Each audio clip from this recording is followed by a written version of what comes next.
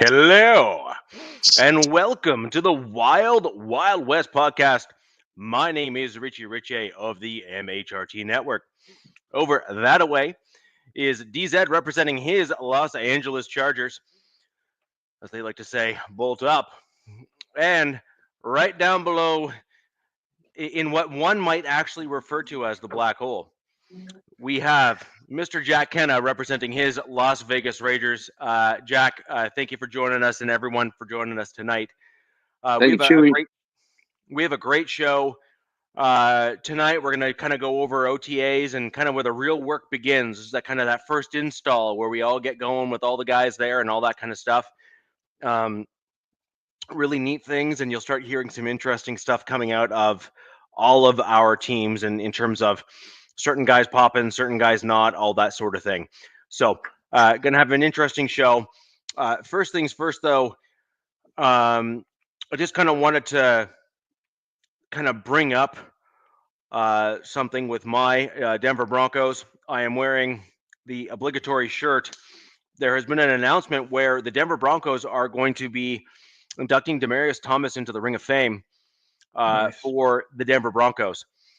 I think he really had a pretty profound impact on the organization in terms of, overall stats, participated in kind of a lot of the most recent Super Bowls, and kind of certainly during that long stint there where we had a real high success rate. And so, for those that don't know, Demaryius Thomas has sadly passed away. He had some decline in health. My understanding is he was suffering from seizures and other things like that. He ended up passing away in a bathtub or shower at home after collapsing. I don't know all of the intricate details because some of them were not necessarily made public, but it was certainly a bit of a surprise, and he was not he was certainly not an old guy. It's not like he was like that kind of like old veteran. Not at all. I mean, no. You just go ahead, Jack. I was going to say, DT. It's like, when I lived in Colorado for a couple of years, I worked with his sister when he was playing for the Broncos. So, yeah, I mean that's why she moved out there. It's like, to be close to him. So I know that it's a tight family knit. Talking to her, and it's like, man, I'm so sorry, man. So for Broncos, Broncos country, I'm so sorry that you lost him. You reminded me of something. Something like popped in my head when you were talking about Demaryius. Yeah, so that was like I said, that was a rough one. You hear me, Richie? When you were talking about Demaryius Thomas passing away, I think all of us have had players on our teams pass away, right? Like after the game has ended for them.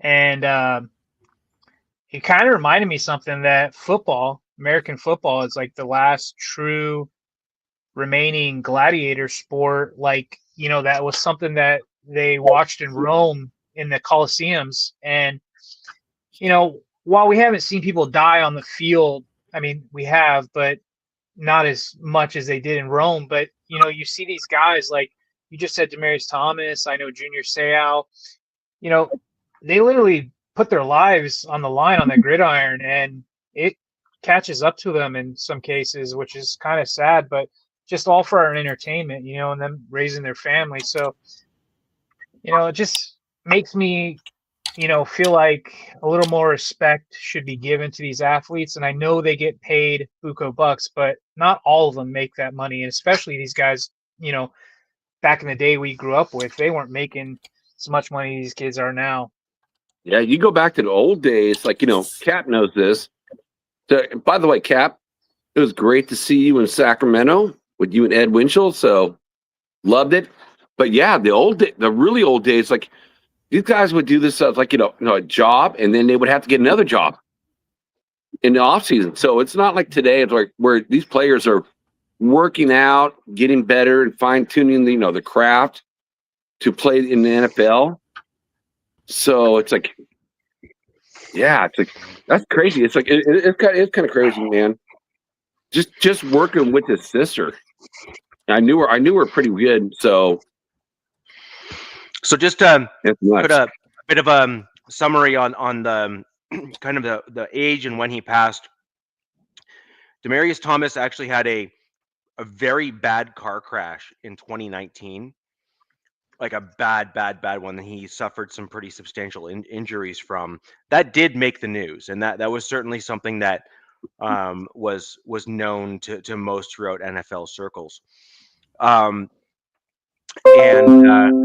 he passed away on December 9th, 2021 at the age of 33. And the cause of death was said to be a massive seizure as a direct result of that car crash and those injuries, as well as the later, after he passed away, his brain was donated to Boston University, where he was found to have had a positive confirmation of CTE. And so it's a culmination and combination of those two things. So it's a very tragic death, obviously, within Broncos country. And I really do feel for his family in the fact that, by all accounts, he had a fairly tight-knit family, even though Demaryius Thomas, as some may not realize, if I'm not mistaken, all the details, both his mom and grandmother were actually pardoned. And he grew up as if I'm not mistaken, I believe he kind of came out and his mom was kind of watching his games, not live until the very end of his career as a result of incarceration, if I'm not mistaken.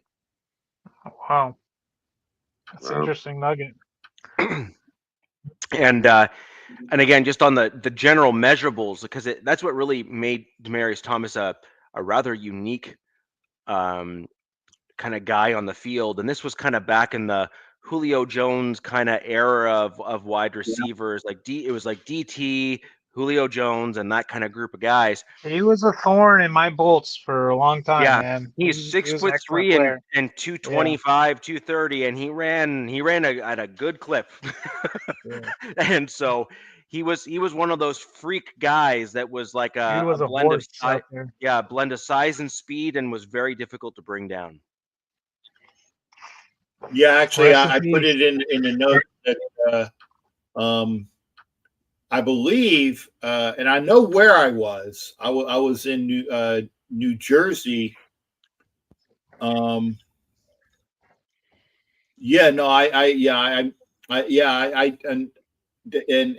that confirms what I was about ready to say.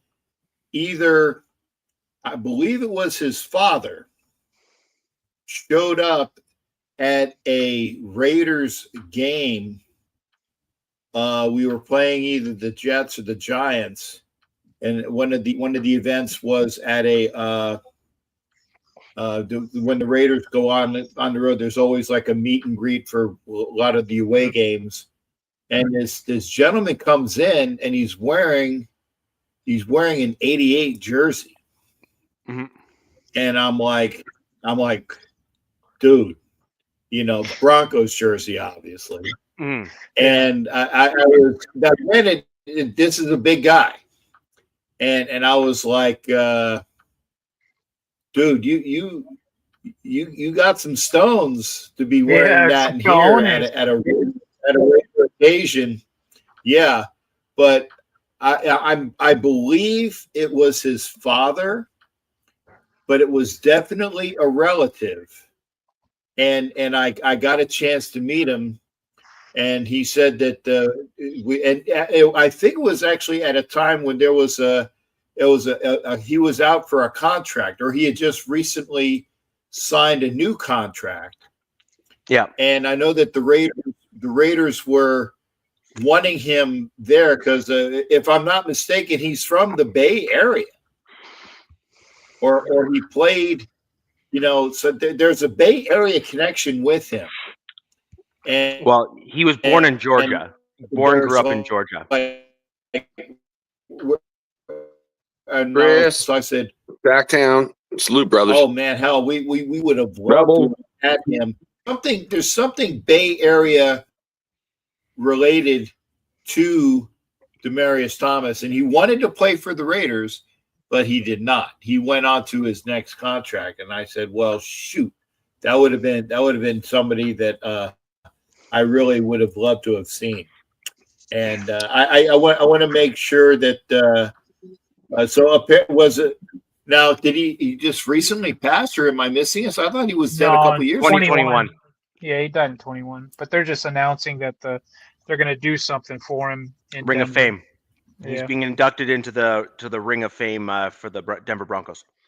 So Richie, it's like, knowing that, it's like, I kind of feel like McDaniels is like, is it like, getting postponed because like McDaniels, like, back in his time, looking at your quarterback and him being the number one wide receiver, it's like, I have a lot of disdain for McDaniels. So I don't know, bro. It's like, talk about that. I mean, wasn't he on the same team? That's Your new. quarter, like with the wide receiver and McDaniels, and then get rid of the wide receiver. I mean, I think he kind of tore it up. No, he was around and ended up leaving, if I'm not mistaken, under. Hold on, when did he end up going? 2016.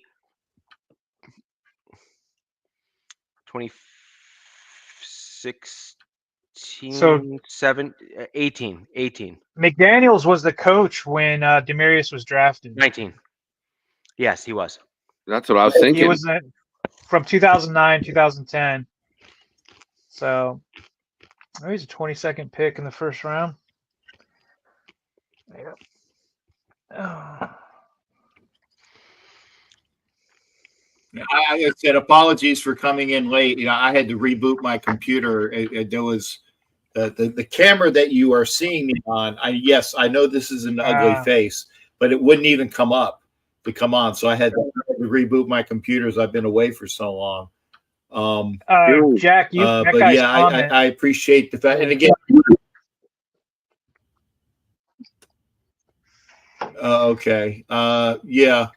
Anyway, I wanted to say this is that I wanted to say hello to all you gentlemen, and it's basically because I had the chance to see Jack Kenna recently over the weekend. I was in Sacramento for a day or two, and then flew to Vegas for the Memorial Day events over at Hollywood Raiders house. There was just the camaraderie that I had a chance to hang out with Jack and my friend Ed, and with the camaraderie I had amongst all of the folks who went out to say hello and goodbye to Hollywood, who is a very well-known persona amongst Raider fans, is that he's leaving to go back east. And I just wanted to say, again, positive things for, again, to seeing Jack Kenna. It's our third time, so the old third time's the charm for getting a chance to see Jack Kenna in a place. But my blessings to all. And I stated this over the weekend for those that just think Memorial Day is just a day where everybody goes out and gets barbecue and picnics and goes to the mall for sales on beds. It's always remember what Memorial Day stands for. And I just wanted to do a quick PSA there and to say, gentlemen, I appreciate all that you do. And you can't leave, Cap. Why? You can't leave yet. I got a question for you. So I heard you and Ed got to move up, like be behind home plate. What do you think of that? AAA stadium. I told you. Yeah, it was about the size of actually a little bit bigger, I think. Than, and you can check the particulars for Steinbrenner Field. I know it's just about 20 grand people there, and we had tickets to watch my Philadelphia Phillies beat the Sacramento. Actually, they're not even called the Sacramento A's. They are the A's temporarily playing in Sacramento. The homeless A's. The A's won't even. Yeah, the homeless A's, and but we had tickets there, and because my for those that haven't been following on Facebook, my brand new powerized wheelchair was broken by the airlines. And, and then the loaner, and then the loaner that was given to me, we get to the ballpark and I get it out of the trunk and the loaner does not work. So I am literally hating life going up. So I'm in a lot of pain, and my friend is in a lot of he's not walking well either. So we get to the place and I get something to eat, and my buddy Ed spies these two seats that are semi behind home plate in the ADA section, and he says, "Hey, can we sit here and eat our stuff while we're waiting on whoever comes here?" And we ended up staying for the entire game, minus the 11th frigging inning when he said he had to leave to go. So I didn't get a chance to see the Phillies actually win, but it was a great ballpark, and I implore anybody that gets a chance to see intimate environments of what baseball used to be, to come on out and support the AAA teams and things like that, because you will get a great I know it's a football show, but you will get a great baseball and sports experience from the parks that are there for that. So I stayed, Jack, because you asked the question, but I wanted to say, well, I agree, Cap. Good to see. I agree. It's like that is a very intimate part, and it was funny because when you were inside, Ed called me up and it's about an hour. He went up there an hour early to pick you up, and he called me. He's like, "Tell me about the cops." "Oh, park over here." And they parks up there. Then another cop comes over, "I'm going to give you a ticket if you don't move." So he called me up. He's he was so pissed, dude. It was funny. Yeah, I had to stay extra late at the airport because, for those that don't know, if you have a problem with your luggage, do not leave the airport without reporting it. Because the minute you walked out of the airport, that's a you problem. It's not a them problem.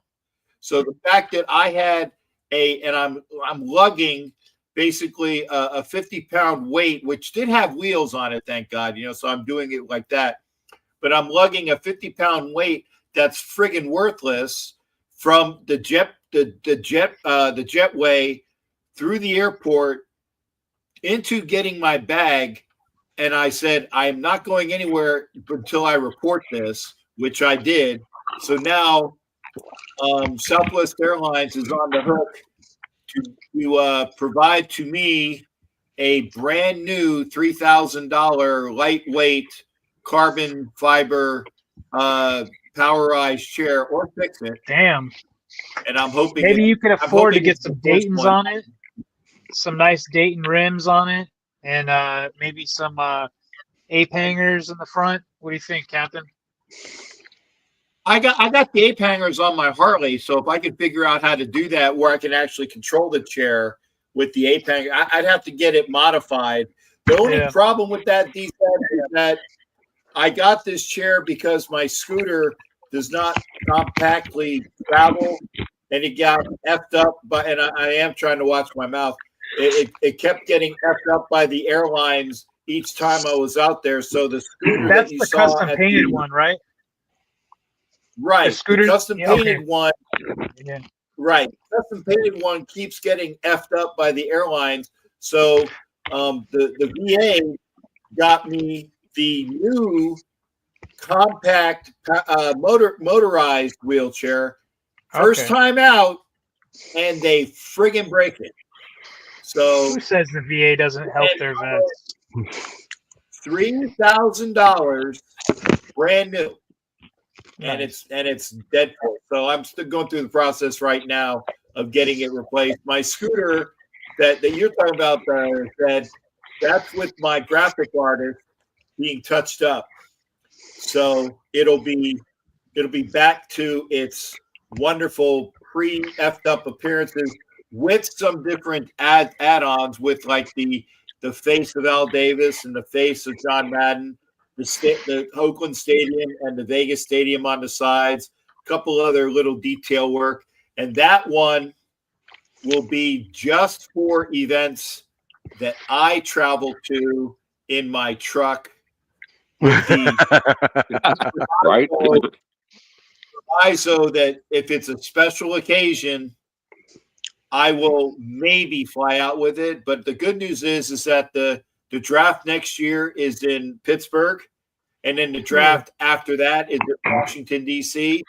They're both East Coasters, so I will be driving to that. So I will be able to have my chair for that. I didn't want to come in to 7. Fellas, what was funny is that, Ed had me on the phone. So Ed was picking up, Ed Winchell, who's like a great person in chat, was out there like trying to pick him up. And it's like he had me on speakerphone and he was talking to like a captain of the police department because like one police officer said, "Hey, move over here, wait out there. You're handicapped. Captain's handicapped. Just park over there." And another guy comes over. It's like another police officer is like, "I'm going to give you a ticket if you don't move." So I heard it all on speakerphone. So Ed Winchell, salute, brother. It's like you had to deal with that BS. I'm just glad, Cap, that we got a chance to actually hang out. And that was really cool again for the third time. Yeah, yes. And the offer still goes out. I know that Richie Riche might be rolling through Florida at another time to be determined. And then hopefully DZ, maybe a time where I can see you. I don't know where you're at, but if there's a Maryland near you, you're in Maryland. Well, then you might want to go. You might want to go up to the week 3. Raiders play Washington, and I will be up there for that. So maybe we can hang out and do something there. So Cap, I heard you're going to hang out with Jeff. You going to go up and see Jeff? Oh yeah, gonna see Jeff up in New England, but I don't want to sabotage the show, Jack. My God, this is the Wild Wild West with Richie Riche, DZ harping on those Los Angeles Chargers, and for the Las Vegas Raiders, that guy. I fucked. Sorry, that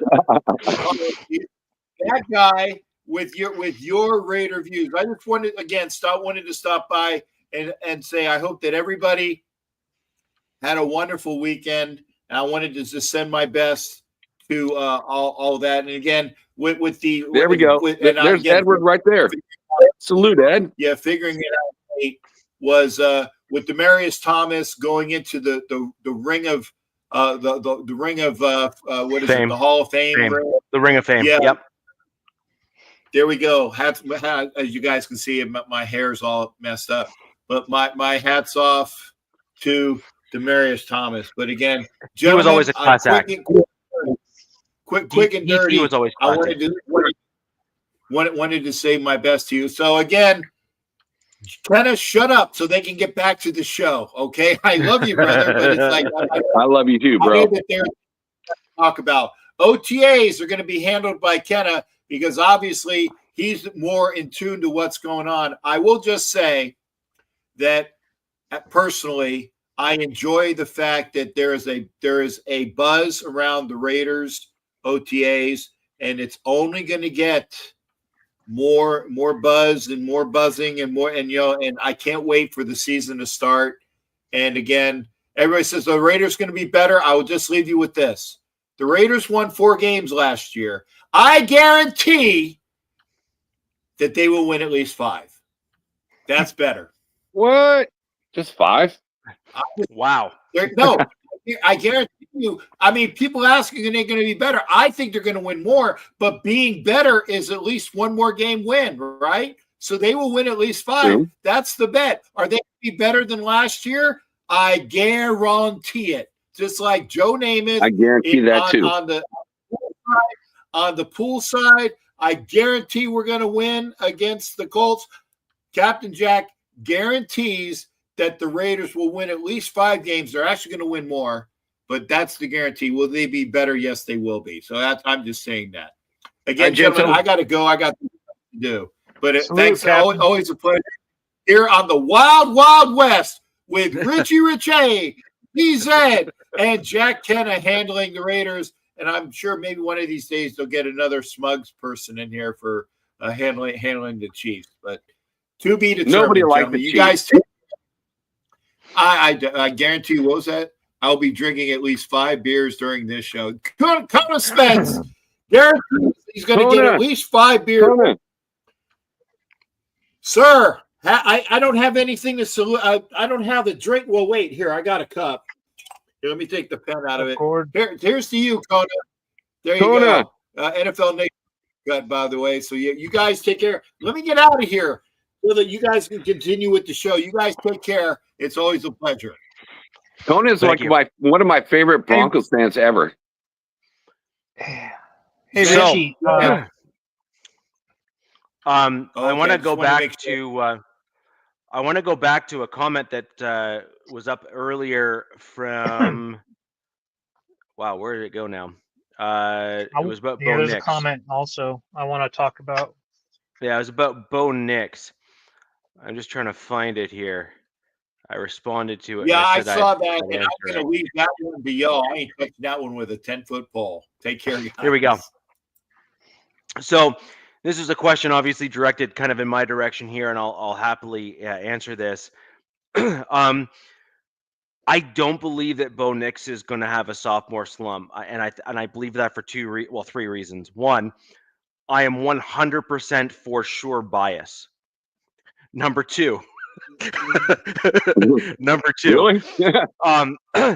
Well, actually, I'm probably the least biased Broncos fan and fanalist. I agree, but I am still biased.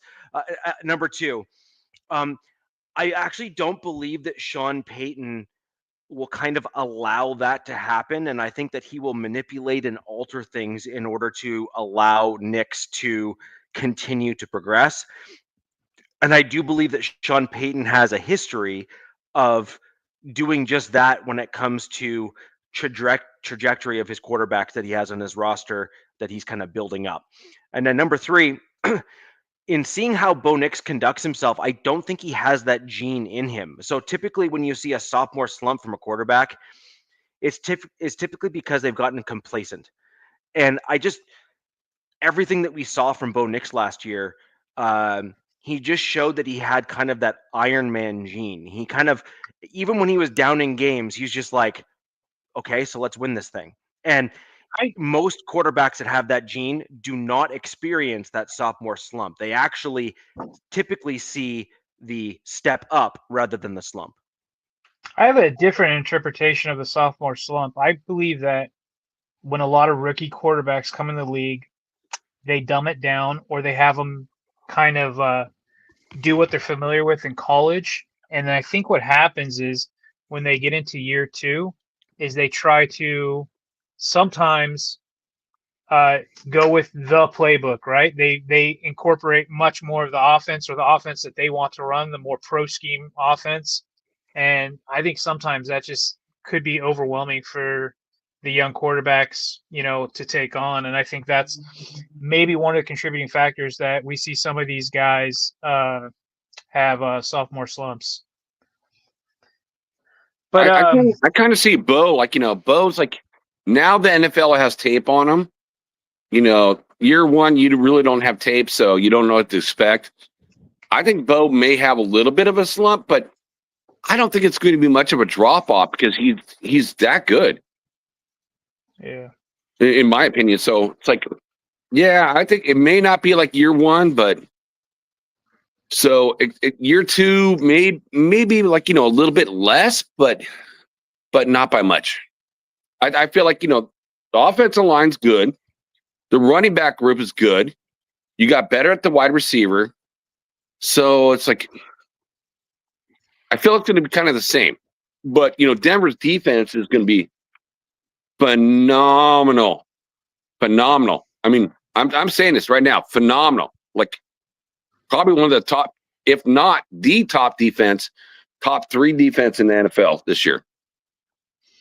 I think they have a chance to, be top 10. I think especially with that secondary.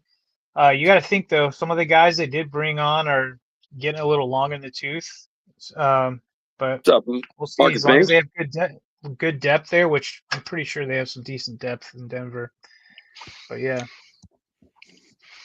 Yeah, we do. We have good depth on the defense this year. And that's what makes it so special, is that we don't have – it's not just our starters, is that we actually have guys behind them that can actually step in and are going to play fairly well as well. The one thing we are missing, and I was actually just on Kodiak Bronco, not like on his show, but I was certainly in the chat, and he was certainly bringing up a good percentage of my comments. So was Marky Mark was on there as well, and they were kind of bantering back and forth with me in the chat, where we kind of collectively agreed that our Denver Broncos are missing kind of one big element on the defense, and that is a kind of a true D tackle or nose tackle on the team to kind of eat up the run. That is definitely something that we need to focus on and get, because it is going to be a requirement to just naturally clog up those running lanes, and we just don't have it. All our defensive linemen are light. You don't have any 330s? No, they don't. 340s, we got a 320 is 320 is really the biggest dude that we got there. The one guy I was kind of excited about, we let go of to make room for the shuffle once we got in. So remember that inside linebacker I brought up a couple shows ago. Another wide receiver kind of really showed out. And we actually cut the only real 330, 340 pound dude that was on the roster as a UDFA. And you actually look at his tape, he was a priority signing as a UDFA. And he had tape that really should have really made him a draftable player, but he was not drafted. And so I was quite surprised that we didn't actually keep him around and move on from somebody else. But we don't have that guy. We don't have that player. Part of me is wondering if Sean Payton and George Payton maybe have a bit of a different idea, and they might be targeting some roster cuts. It reminds me of the Chargers a few years ago. I'm not going to pretend like their run defense has been great. It wasn't even good last year, in my opinion, but it was better last year, DZ than years before. That's for sure. Sure, yeah, but it still needs to be a lot better than it was, and I think this year should improve. But I just remember under the Telesco regime and Staley, they had like the super light D line, and you could see it, man. Anytime they went against a decent run game, it's just like 4 or 5 yards every run. It was getting so annoying, man. I'm like, God, get some beef out there, but that just wasn't their style. They always had these NASCAR style D-line packages out there on first and second downs and third and shorts, and it was just, I don't know. It was insane. And I have a question for you. You really feel like the Chargers defensive line is gonna be better than last year? Yeah. I look at like the minuses, and I don't see it, bro. So tell me about that. Tell me why. You guys have to remember, Puna was playing for a contract. Puna was good last year. Sure. I'm not saying he's not a good player. I think he's a really good player, and it would have been nice to keep him. But he's also an undersized D lineman, even though he's really good. He came from, remember, he was in Seattle, played really well with Pete in Seattle. Then he went to Buffalo, and they barely used him in Buffalo. And so he had I think it was like 1 or 2 years he was in Buffalo. Someone can correct me about that. I haven't looked that up. He didn't play that really well, or he didn't get that many snaps there. Comes to LA, and they go, look, dude, ball out, we'll get you paid. And that's exactly what he did. And he played under a really good system with Jesse Minter, who I think is going to be a head coach sooner than later, which is going to really upset me. That's our defensive coordinator. And he he balled out. He got paid $35 million or whatever it was and went to the Rams, went across the street or stayed in the same stadium. And So the who's Chargers replacing weren't him? willing. Well, we've got a few guys. Got Deshaun Hand, got Caldwell, and then we've got Naquan Jones. These guys, and we got Tier Tart. You got to remember, Tier Tart was another guy they brought in, but they brought him in late in preseason, so he didn't get to have OTAs, mini camp, all that stuff. And Tier Tart didn't get as many snaps, but his snap percentage was excellent. You know, if you were to calculate it through the whole season, he had a really good season. So he's going to get more on his plate. And the two guys they brought in with him, they all have chemistry together from their playing days, whether I think it was in Tennessee. This regime has a love affair for guys who have played in similar schemes or who all played in Tennessee with what's his name? What was that head coach there? When they really had a really good defense. Vrabel. Yeah, Vrabel. So they got a lot of guys that played under Vrabel. They brought him in. So honestly, I think it will be better, but there's some things that have to happen, like Tuli Pelotu, or one of our edge guys.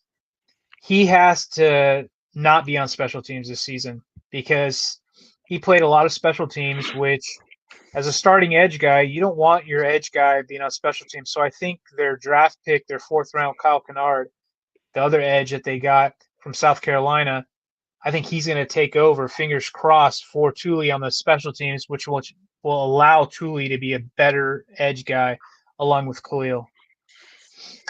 So, yes, I do predict that they're going to have a better season D-line wise than they did last year. Yeah, DZ. I see it. I in thank the you guys for the they brought in. on that, bro. Because like for me, looking from the outside in, I see your D line as like your biggest weakness. So to say it's going to be better, you have Bosa and Mac on the outside, and then Pua. So that's interesting. Bosa has been a liability his whole tenure. Not saying he's not a good player, but he's a good player when he's healthy, and his body is failing him. All you have to look is what just happened to him. He's going to miss all of OTAs in Buffalo with a strained calf.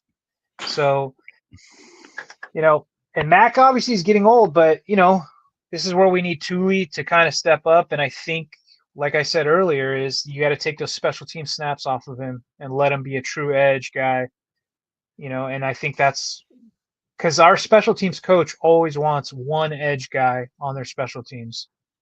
For what reason, I'm not sure. But yeah, I just saw who they brought in on the D line. I like their statures. I like these guys. These are all big dudes. You got to remember, this is a group of coaches that are bringing kind of us Baltimore way over to LA. And if you remember in Baltimore, they play a lot of these big dudes that I was just asking Richie about these 330-pound guys. They want these giant, meaty dudes in the middle. And just like every D coordinator does, Jesse likes to rotate these guys throughout the game, keeping them fresh. So it's like big guy, big guy, big guy. So you're not just keeping one of your elite D tackles out there the whole game. But the only concern on the D line I have is probably the edge right now. I think right now we probably have the weakest edge room in the division.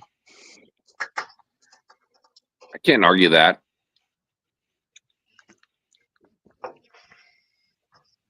So, like, coming over, like you said, special teams. You said special teams. So, hold on.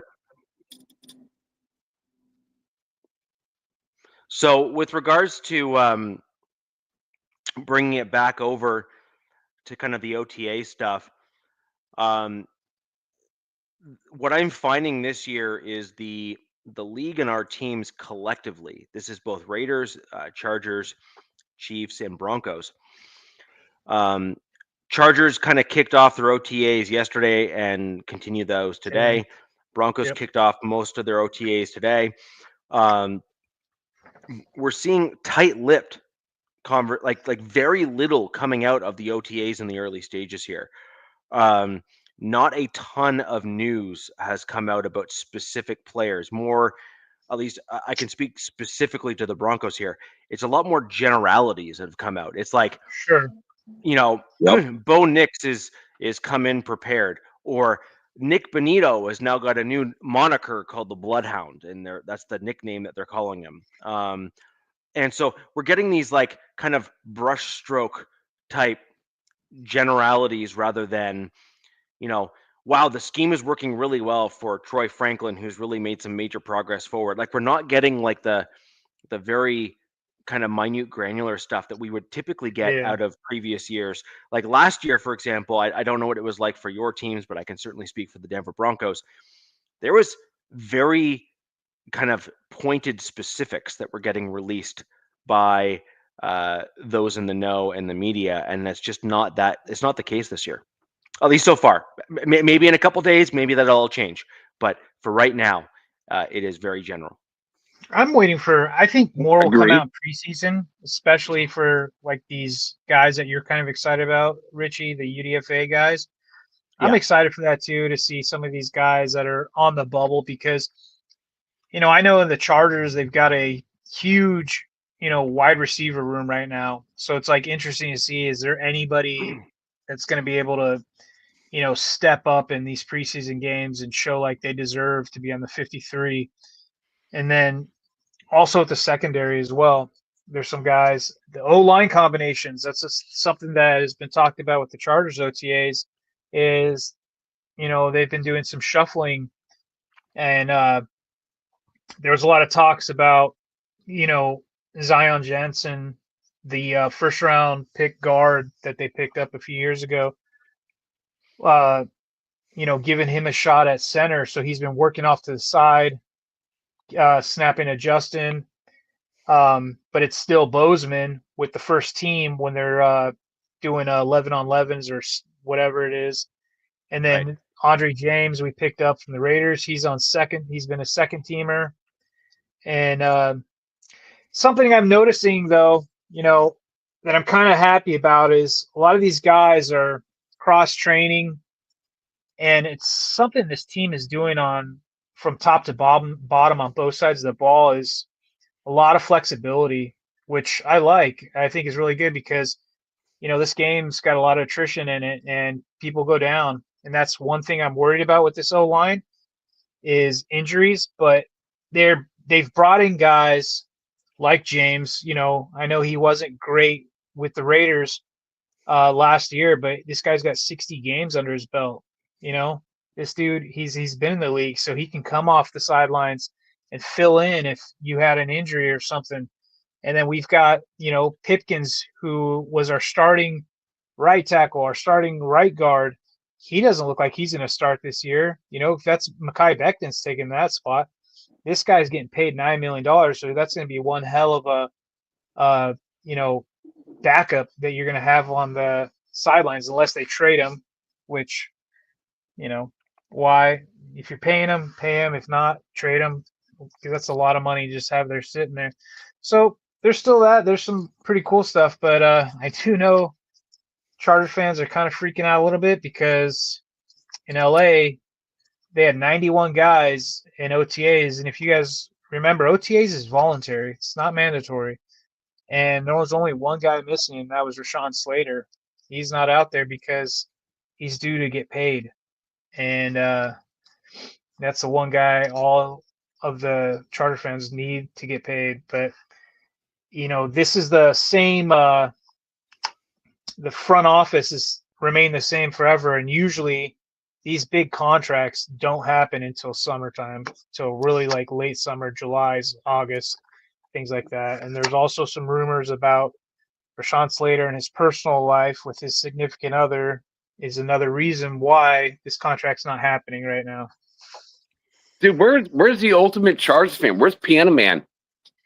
Raider Nation, all my brothers out there that are like watching the show know Piano Man.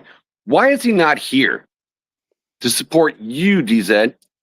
Man, I don't know what's going on with that dude. He is, but I have no clue who he is. I'd rather him not come. I don't really care, to be honest with you. It sounds like he loves to mess with you guys. Oh, he gets banded on every show. I've kicked him off like 60 seconds, like 7 or 8 times. And then like the show happened last night and he came on and I didn't touch him. Did not touch him. I'm like, dude, just come on over to this show. Support you, being a Chargers fan. And he must have got banned like 10 times, dude, by Myra G. Salute Myra G. Good to see you in Bakersfield. So we got Raider Moore here talking about JPJ and kind of tying it over to Bo Nix. Bo Nix did come out and have some pretty high praise for JPJ. Keep in mind, though, he's got his former center, Forsyth, already on the team with him as well. Because Forsyth was drafted the year, if I'm not mistaken, the year before Bo was, and then Bo got drafted in. So it's an interesting dynamic here on the Denver Broncos. That being said, Forsyth has not really popped off. Again, another interesting conversation that cropped up on Kodiak Broncos where he and I went back and forth on it. Let's just say I have a very different opinion than a lot of other Broncos analysts, including Kodiak and Marky Mark. Respect them both, think they do a good job, and they explain their position, which I respect. The problem I have with a lot of these other kind of bigger guys that are kind of growing channels up to, larger audiences and things like that, is a lot of the times they just basically say the thing, but they never justify why they say the thing. And they just say it as if, oh yeah, like of course everyone thinks that is true. And the answer to that often is, well, no, actually, probably not.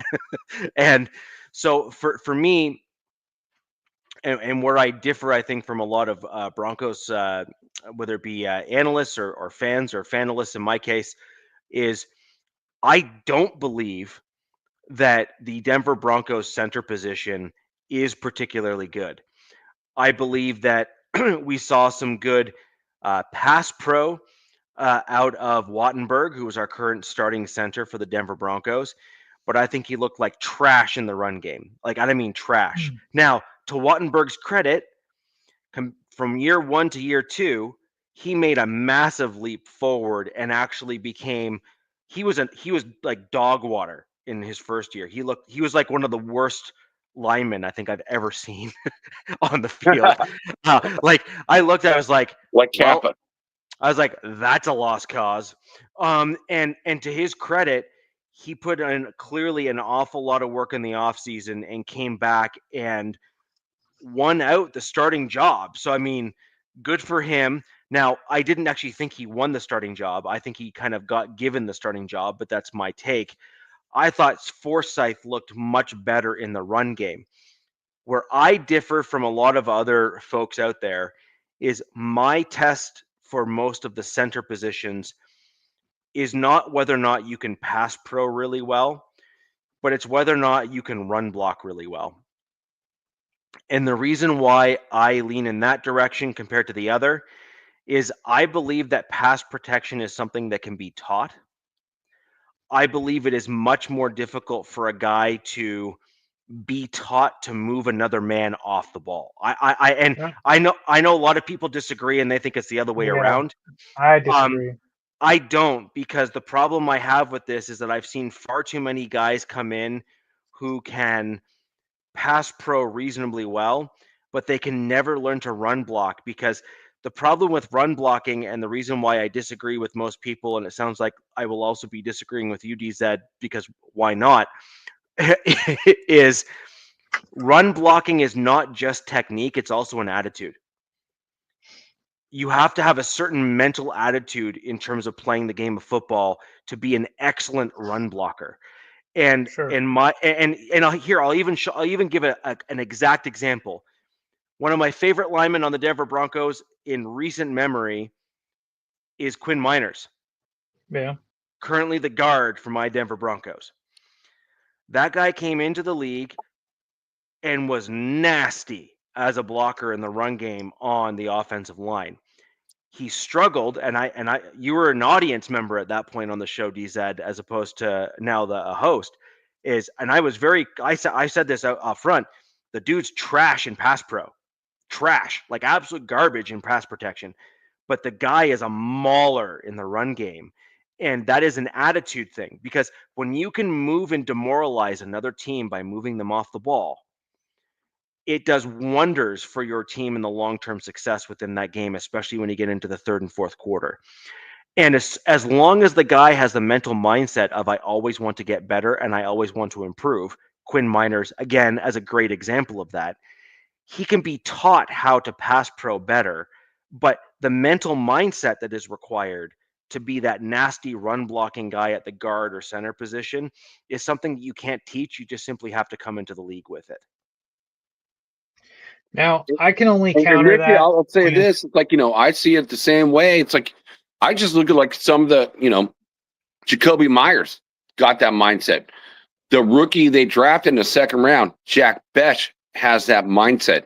So I see the players like, you got to have that mindset to be a run blocking type of person. And I'm loving what they're doing, man. It's like in the OTAs, it's like Colt Miller, stalwart left tackle. I'm not saying he's the best, but he's solid. And right now, the whole competition is at the left guard. So they moved. I think your best guy is Meredith, though. Your best O lineman is Meredith right now. Well, we'll see. I hope he is. I like him. But, Meredith was the left guard last year, and this year it's a competition. They brought in Kappa, which I don't know. I don't know about that dude. Kappa's honestly, not taking his spot. No, Kappa it's got full run at the right guard position. Like no substitutions right now. So I don't know about that. Meredith was ranked number 10th out of like 135 qualifying guards last season. That is a damn good guard. So him and Parham are like battling out for that position, DZ. So I'm like, it's kind of weird. Keep him near JPJ, man, at all costs. Well, JPJ is going to be the center for sure. There's no doubt. Right. I got to salute my brother Sacktown. He got to meet JPJ's parents in Bakersfield the other weekend. So I didn't get a chance to meet him. So I was kind of jealous about that. I'm a big center guy, being a Jim Otto fan. But man, it's like, and then Glaze is like, he's good enough. I feel like he's good enough. So the whole OTAs are like, for the Raiders, there's not a lot of news. Richie said this. There's not a lot of stuff coming out at, the camp. But it's the left guard position between Parham and Merritt. They're battling it out. But I will say this, that, Max Crosby, I listen to what Max says. He's a leader of our team. Huh? I agree with that comment that's on the screen right now. Yeah, I see similarities as well. Yeah. Yep. So Max is like, he's like, who are you been impressed with? He said Porter, our first third round draft pick, like, defensive back, which maybe he might be a starter, maybe he might not be a starter, but he's big, tall, fast, fits Pete Carroll's what he wants to do. So, but there's Richardson, which I also feel like intriguing. It's the same type of player that we got in the fourth round last year. So I see those boys battling out who's going to get the starting job. And then what he said, Thornton, which is Al Davis. Thank you, Al. Looking up in the sky. That's a total Al Davis pick. 6'5", 208 pounds, 4'3", 40, wide receiver. But he played for Tennessee last year. And all they had him do is just run the deep route. So Max is like, man, that kid is impressive. So I'm looking at the leader of my team, which is Max. And when he's calling out certain players like that, I'll listen to it. I'm responding to it. And I'm happy and I'm proud about it. So I hope he does what he's going to do.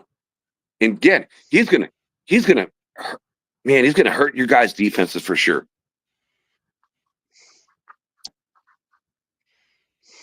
You mean offenses? No, he's on my offense. He's going to hurt your defense. So Thornton is going to be like one of those, players that is like, I look at him like, we talked about Trey Tucker. Yeah. So Richie has heard the name before. DZ, I know you heard it in the chat when Alex was on. Alex, drafted him in his fantasy league and stuff. So Trey Tucker's 5'10" and 4'3'9". This guy's 6'5", 208 pounds. So he weighs about 20 pounds more than Tucker, and he runs a 40 faster than he does. So 4.30 versus 4.39. It's a good field stretcher right there, man. I mean, those are straight line speeds. So let's just keep in mind that what we're talking about there is a great initial benchmark to know that you can do the thing that quickly. The question then becomes, once pads go on, what can you do once the game starts getting moving, right? And so the one thing I was really hoping to get some more details on prior to the show today is just little tidbits coming out of either of our teams about what we saw today at OTAs. And it was not as much as I was hoping, but with regards to a guy like that you're referring to, what your real question is, what was his, say, 3-cone drill like? Because that is more akin to a guy that can kind of move and manipulate and change speed and run routes and that sort of thing. So as an example, Keenan Allen, not super fast, but do you know what he was really good at is the change of pace, change of speed, and change of direction, aka crisp route running, right? And so he was able to run those split cone drills. He was able to run the 3-cone drills, all that kind of stuff. And that kind of shows you what they're able to do in terms of stop and go. That tells you what they're able to do in terms of double moves and routes, like go, stop, go, that kind of stuff. Those are the real true tests, I think, in terms of what some of these wide receivers can do, not just, hey, are they a track star? Because what you're referring to, Jack, right now with those 40 times, that's a good benchmark. That says, dude, they can run real quick when they need to in a straight line. So that's fantastic. But then the question is, what are those other metrics? What did they look like? And then that is the added layer that you need to look at to really get an idea. And I agree. Think sometimes that's when, when he played for Oregon, for Thornton, it's he ran all the routes back in Oregon, but he did a transfer pool to Tennessee, and that's what they use him at. I'm so glad, because that's the only reason why he dropped. I mean, seriously, that's the only reason why he dropped. Go ahead, you said. I think sometimes fans also have to realize, I think a lot of teams have incorporated some really fun prospects. You're talking about Thornton. I've got, the Chargers brought in a guy as well that runs a 4.3. They brought in, I think, a couple guys that have got some, some juice, which we did not have last season. But I think fans have to realize is, hey, what scheme are you guys running on offense? Because I know as a Chargers fan last year, most of the time they're running two wide receiver sets, and that's it. So you got 2 guys. So you're not running, spread 4 guys out there. So if it's 2, that defense is keying up on them. You're going to have safety shading to one side or the other. So, personally, I'd love to see them run, which I don't think Greg Roman will, but let's see. I'd love them to run like a 4 wide, or maybe 3 wide just with a running back and just let them go at it, because I think that's when Justin's is best, and especially with these running backs we have. And another thing is in LA, we didn't really have, since the departure of Eckler, we didn't really have last season a running back who could catch the ball, as a weapon. I mean, JK did do it sometimes, but he wasn't known for it. And what's got me kind of excited is Omarion Hampton can catch the damn ball. And that's something I'm really excited about, is that extra element on the offense is you're going to have a guy who's going to be able to run the ball and also catch as well. You have 3 of them. Richie? Who 3 what? Running backs that can catch the ball. Yeah, I mean, Najee can do it as well. And then I don't know if Kamani Vidal makes the team, to be honest with you, because I think Haskins is a shoo-in with special teams. And then you have Raheem Sanders, who is another – he's like a clone. He's like a poor man's of these two guys I just mentioned about Najee and Hampton. We're going to see. This is what's got me. Yeah, this is what's exciting about preseason is because I'm going to see Raheem play. And I think this year, knock on wood, Justin comes into camp healthy because that was another knock what happened last season. Justin's foot getting all jacked up really set this team back offensively at the start of the season. Really need to I really want to see some of these guys, man. These young guys, some of these UDFAs, some of these wide receivers, because I saw somebody mention Trey Harris, right? Well, yes. Oh, I like Trey Harris. A lot of the fans are excited about him, but we also got to remember they brought back Mike, and a lot of fans are excited about Amari and Hampton, but they signed Najee Harris. So I think there's going to be these vets that come in and contribute right away, and it's going to be slowly sprinkled in with these rookies that they brought in. See how it kind of settles out mid-season or a few weeks in, and what it looks like towards the end of the season. But I think at the start, it's going to be some of these vets, and especially with this grueling start. This is probably the craziest start I've seen for my team. I can't remember. Yeah, I mean, it's Kansas City, the Raiders, Broncos. That's insane, man.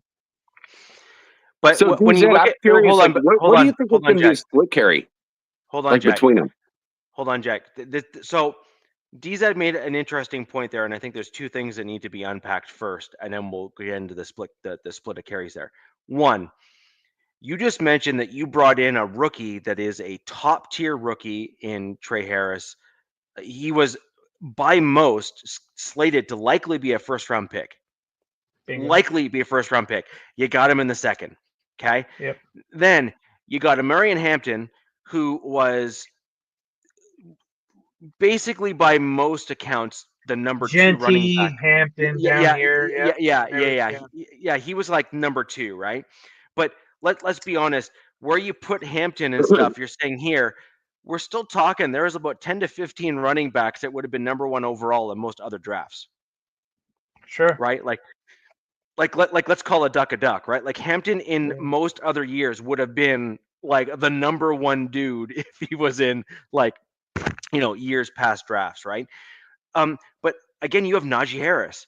That dude is a dual threat, big-bodied guy. Guess what? So's Hampton, right? Not quite as big as Najee Harris in terms of height-wise, per se. Similar, yeah. But very, very, very similar. I'm saying all that to basically get into this, which is you've not only brought in veterans to basically fill the role of your number 1 and number 2 draft picks to have like quality rookies sitting behind them, but their skill sets are darn near identical. So what you end up with as a benefit to your team is you lose nothing by rotating them. Literally nothing. No, I agree, but I think I'm not going to say they're going to go super slow with Hampton. I'm sure they're going to want to debut their new toy. I get that, man. I think that personally, it kind of some from what I saw last season is okay. I got to answer Raider Shields. Najee Harris was a TED, their everyday guy in Pittsburgh. For 4 seasons, he averaged 1,000 yards and hadn't missed a game. So yeah, please, he did something, man. Didn't he have like 1,000 rush yards or something close to that in most seasons? That when he was every year he had over every year he had over 1,000 yards and he didn't miss a game. But they weren't the most efficient, But look, this is what he talked about at his tenure in Pittsburgh. He said they didn't have a freaking identity in Pittsburgh almost his whole 4 years there, and so he's got to. I've talked about this in previous shows. I think people are sleeping on him, especially because a lot of this outsiders that don't know about specific players that are fantasy guys, right? They sleep on these guys, and I think that this guy's got a chip on his shoulder. He's like, he thought he was going to be a Steeler for life or be there for another contract, and they just pretty much said, see you later. And so I've heard him talk in some pressers, and I like what he's saying. He's like, I feel like I could be more explosive. I can bounce the ball outside more, because Pittsburgh primarily just ran this guy up the middle. They didn't get creative with him. So there's some aspects to this offense that didn't work last season. Like I kind of told you guys that kind of got screwed up by Justin coming in banged up. Well, this offense also didn't have an inline tight end, and they brought over Tyler Conklin, who's a damn good inline tight end who doesn't drop the ball. They also drafted a guy who they traded up for in Oronde Gadsden, who's kind of like a hybrid wide receiver and who also doesn't drop balls. And so that's what makes this like Baltimore-ish or Greg Roman, Niners, Baltimore. That's what makes this scheme work. Was an inline tight end, and they made Will Dissly be that guy. And that wasn't Will Dissly's game, to be honest with you. Will Dissly's a blocking tight end, and we saw that in the playoffs. Dissly had a crucial drop, and there's some other things. So there's some things I'm excited about going in year 2. But look, I'm going to be cautiously optimistic because injuries happen, man. Shit happens. And Yeah, well, I just want to quickly address this.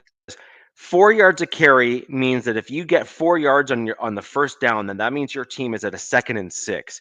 A 2nd and 6 is an excellent second down starting position for the majority of things. In addition to that, if you go 4 yards and 4 yards, that means you're going 3rd and 2.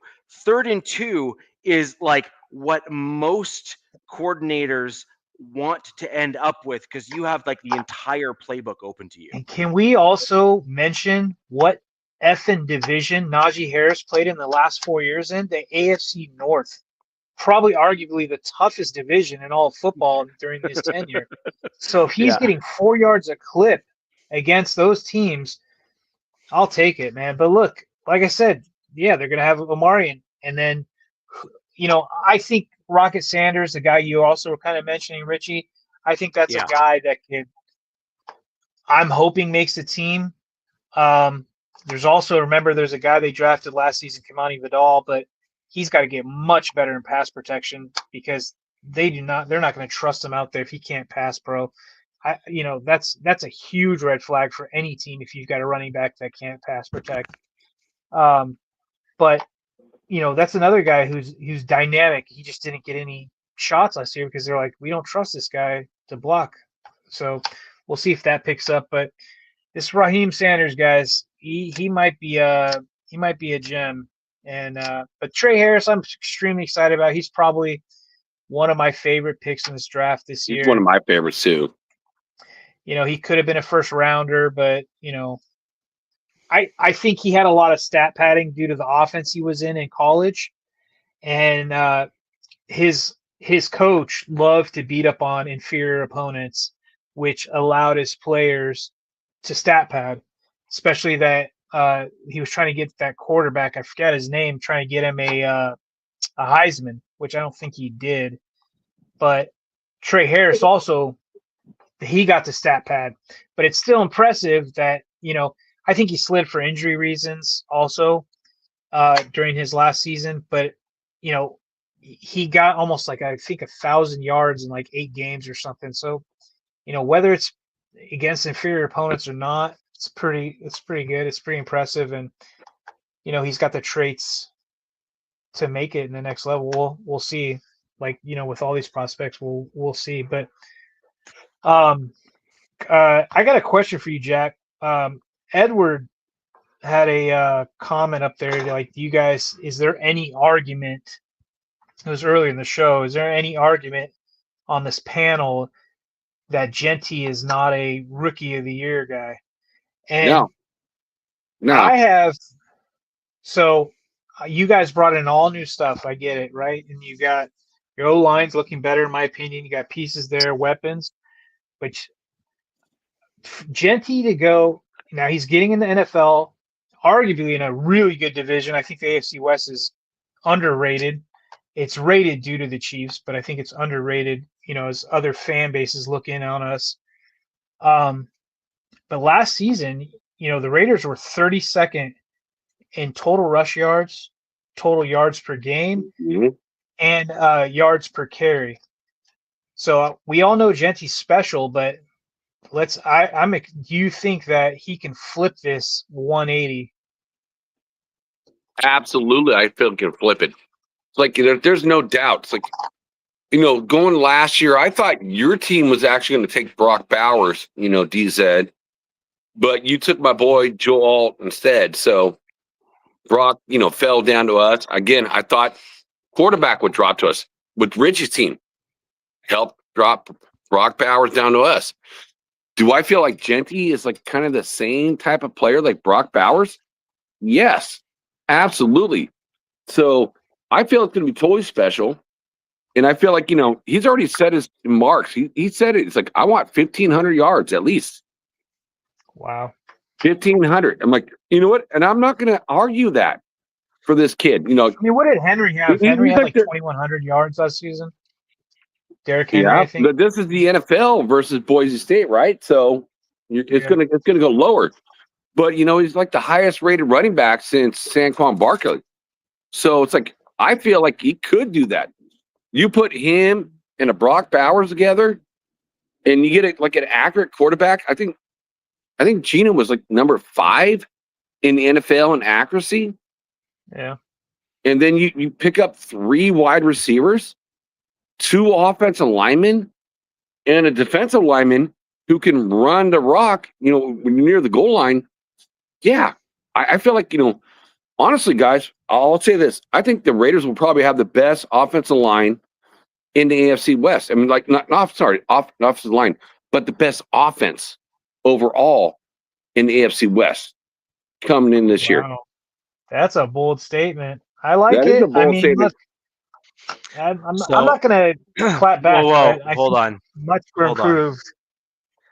So, Jack, we just need to remember here, your prediction, if I'm not mistaken, at the beginning and the onset of last year was that the Raiders were going to be knocking on the Chiefs' door to overthrow the division.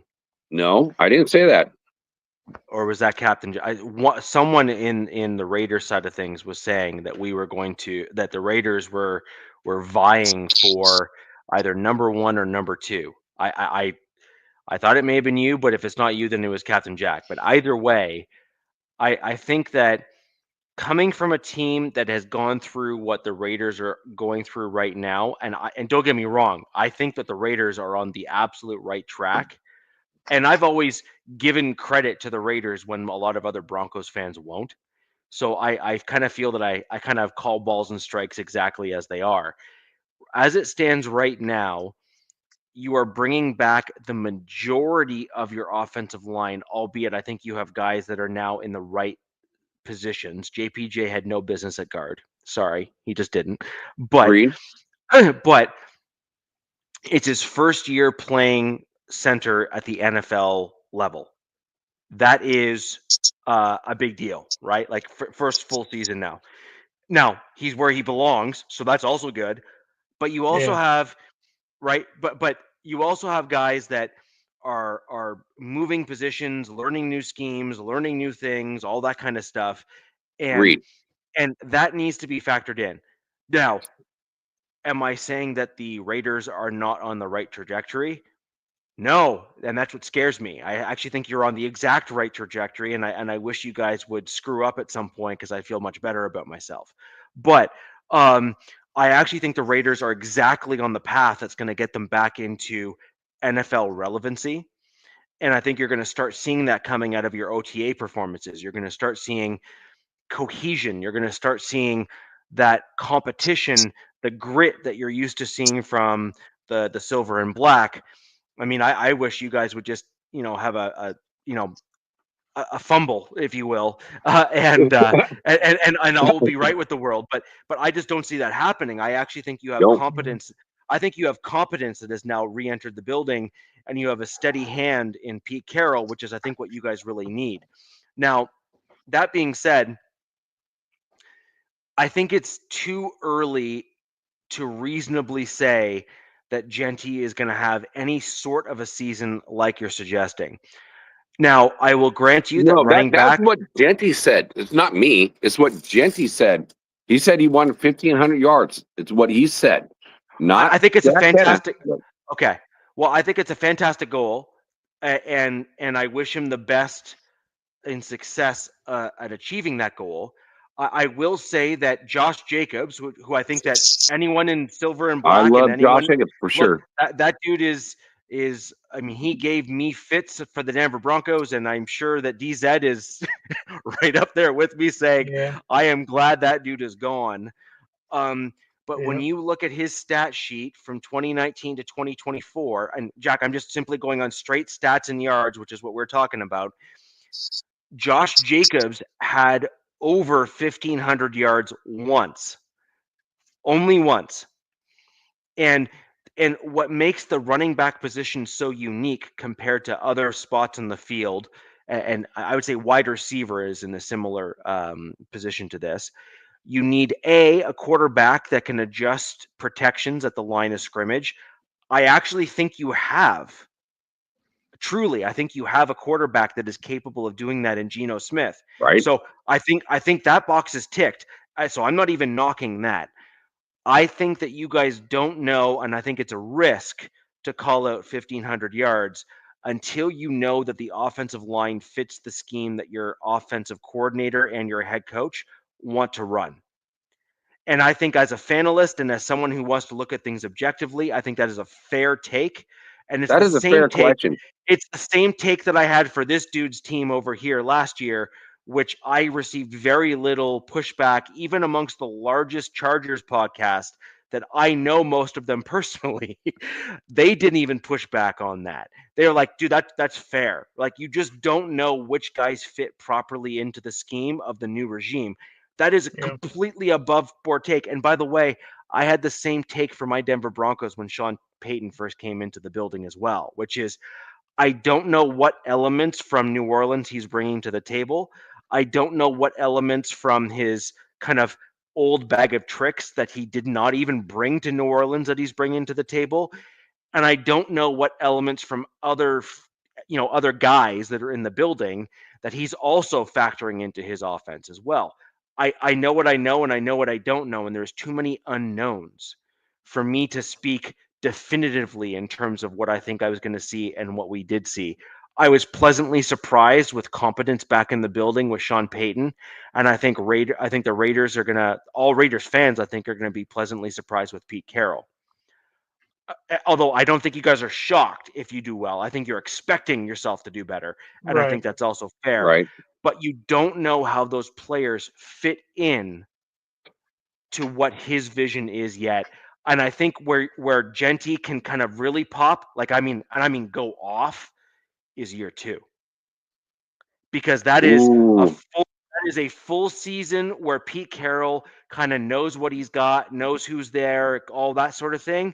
And then you get me on board saying, now we're fair game here. You got a competent running back who knows what he's doing. He's capable. He's really good. A generational talent. All those things I agree with.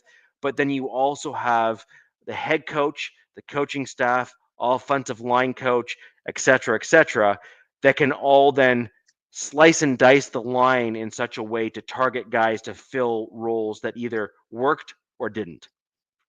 I like what you said, Richie, because I agree with you 100%. I look at the draft this year, it's all depth, just depth. There's a couple starters I see out there, but a lot of depth, which the Raiders haven't had. So, yes, I totally agree. I think 2026 is going to be the blowout season. It's going to be huge. I mean, get these guys a year under the belt with Chip Kelly, Pete Carroll, Patch Graham. Yes, absolutely. But I do see that, Genty is still a game changer, and I think he will do absolutely well with the offensive line that we have now. I look at Geno Smith. Man, I think he had 53 sacks last year. And the Raiders are 10 to 15 less sacks. And you put him in this offense, it's I'm looking at PFF, right? We all agree that PFF's kind of kind of lame, but it's like one of the stats that we go for. And Geno's ranked number 10 out of 32 teams, where like last year, my quarterbacks were ranked at the very bottom, like, 29th, 30th, with Minshew and Aiden O'Connell. So you put a generational running back, you do that with, a Brock Bowers, you did that with the Besh. Like, Besh only had one drop in his whole college career. It's like, and then, Jacoby Myers had no drops last season. And then you do a Thornton. Again, we talked about him earlier. It's like a 6'5", 280-pound guy, runs a 4.30. And it's like Tucker is now going to hope to see the field. He's going to be a special team guy. So I think it's going to bring it to all your defenses for sure. I feel like my offense is going to be the best offense in the AFC West. I feel like Richie's defense is absolutely going to be one of the best defenses. I don't care. AFC West, the NFL. So it's like, that's going to be an interesting matchup. I'm looking forward to it. But, damn. I don't see it. I see you guys is going to be much improved, but I cannot see your offense being better than the Chargers year 2 if everybody's healthy. I agree. And where I see this is exactly what I said before, right? Exactly what I said. I'm completely agreeing with you. Is I see this as being a huge leap for the Raiders. But where I see the leap from kind of bottom tier, 4 wins is not great. I was there. Like the Broncos were right there with you in terms of win total. So I'm not like rubbing salt in the wound, because I was there not long ago, and it's not a great place to be. But I think that this first season with Pete Carroll is that first leap, right? It's that leap from the 4 win to like the 8 or 9 win, right? And I think we saw the same thing with DZ. Your team kind of did the same thing last season as well, right? You get a competent head coach in, you go from that 5-win total into the, winning more than you're losing kind of thing, right? And I think that's great. And I think that's what we're going to see from the Raiders this season. At the end of the day, though, you still need the right player personnel to match the vision of the coaching staff that is there. Do I think the Raiders are going to be much improved? Yes. Do I think the Raiders are going to have a more competent running game? Better believe it, because that is literally Pete Carroll's MO and bread and butter. So yes, I agree. Do I think the Raiders are going to have the best offense of the AFC West? Not a hope. Why? Simply because there's too many moving parts for that to be true. Now, do I think that the Raiders have the right pieces to continue to make that leap in that direction? Sure you do. But you need to mesh them all together in order for that to be the case. And one last point. The last time Chip Kelly was in the NFL running an offense, he did not do well. Okay, he just didn't. So who do you have as the best offense in the AFC West then, Richie? And then can I say something real quick? Go ahead, DZ. So last season the Chargers were ranked 11th in points on offense, and then we're 26th in rushing yards, but 13th in rushing success rate. Well, that's 2024. This is 2025. I look at it totally different, because like I got a new quarterback. Yeah, settle down. So all that other stuff is thrown out the window. So they were 11th in scoring offense last season. That's with J.K. missing big chunk of the season. That's with just Ladd McConkey and Will Dissly as your weapons. Sprinkle in some other guys who caught 1 or 2 passes here and there. They brought in a lot more guys this offseason, guys who are proven, Najee, Tyler Conklin. You can say whatever you want about Mike Williams, but he's got proven chemistry with Justin. He's got that chemistry already. That's why I don't think Trey Harris is going to be taking his job immediately. They bring in Trey Harris.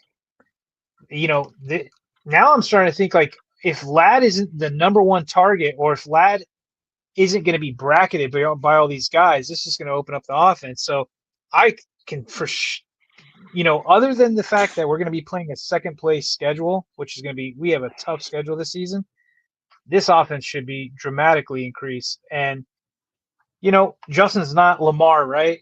And I get that. But, Greg did have the number one offense in points in Baltimore. So, they did have that. So I think the sky is only going up with the Chargers offense. Now, like I said, it all depends on health, right? So we'll see. And this is going into year 2, so they're going to up the playbook some, and they're going to bring in some of the players they've got that they brought in this offseason. They brought in guys, they were hamstrung last season and with the cap, so they couldn't bring in the guys they wanted to bring in last season. This year they had money to bring in guys. They sprinkled it around. They didn't spend on one big guy. And I mean, yeah, if you have a better offense than the Chargers at the end of the season last year, I will be, or better than us this coming into this season 2025, I will be extremely surprised. Now, does that say that your guys' offense is going to be bad? No, not at all. We've all seen what Jacoby can do. We've all seen what Brock can do. We know Geno is a baller. He can scramble. He's very accurate. Jack Besh, you guys brought in, really good wide receiver. Everybody really likes him. And then here we go, Ashton Genty, a generational guy coming in. So I think it's going to be extremely good, but I'm still going to take my Chargers over you guys. And who knows? That still leaves the Broncos, and that still leaves the Chiefs.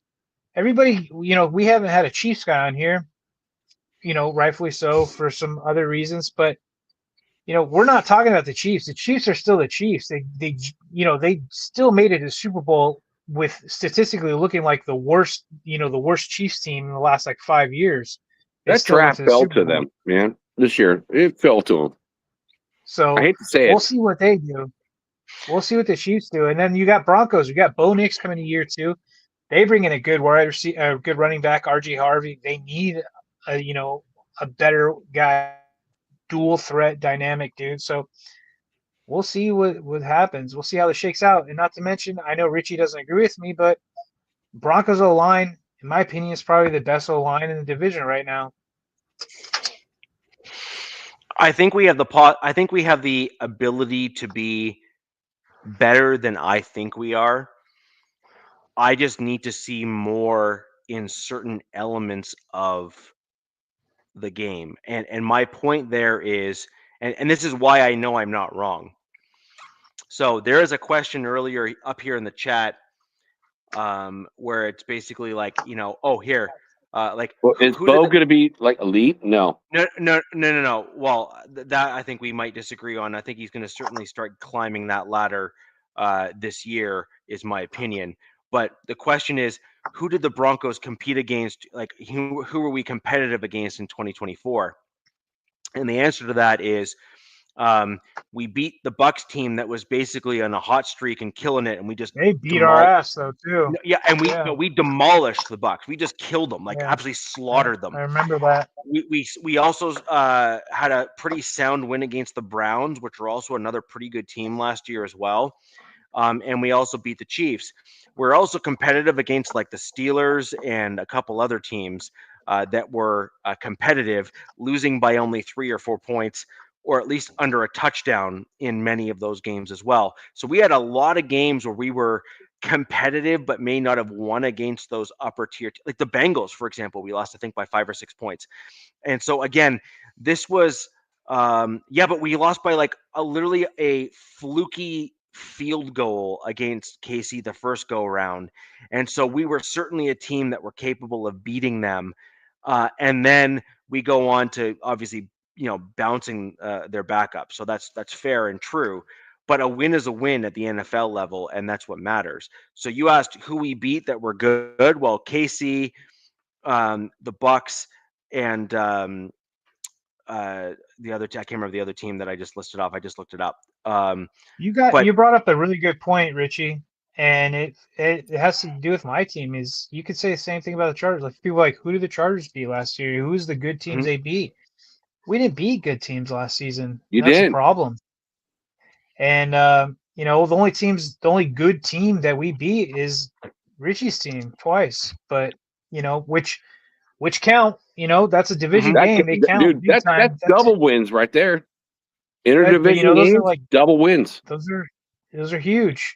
So, well, this is what I'm like getting on is, I'm seeing who they brought in, and look, we all look at our teams closely, right? Like Jack knows his Raiders, Richie knows his Broncos, and I'm seeing the guys they're bringing in, the depth they're sprinkling. Something else I was going to talk about, and I'll get to that in a second. And it's just like I'm looking at our schedule this season, and other than opening up with y'all, this schedule is pretty tough, man. And we are doing a lot of traveling. We have a late bye, week 12, which I can see as a blessing in disguise, to be honest, because we've already had some early ones. I mean, we start the season brutally and we finish the season brutally. So it's going to be get your popcorn. Let's see what happens. But I talked about earlier about our offensive line, them wanting to cross train in different positions. We're doing a lot of stuff with that. We've got guys that are tackles and guards. We've got guys that are trying to be going from guard to center, vice versa. Something else that came out at OTAs was Clinksdale, who's our DB's coach. He came from Michigan, but he's been coaching for 23 years.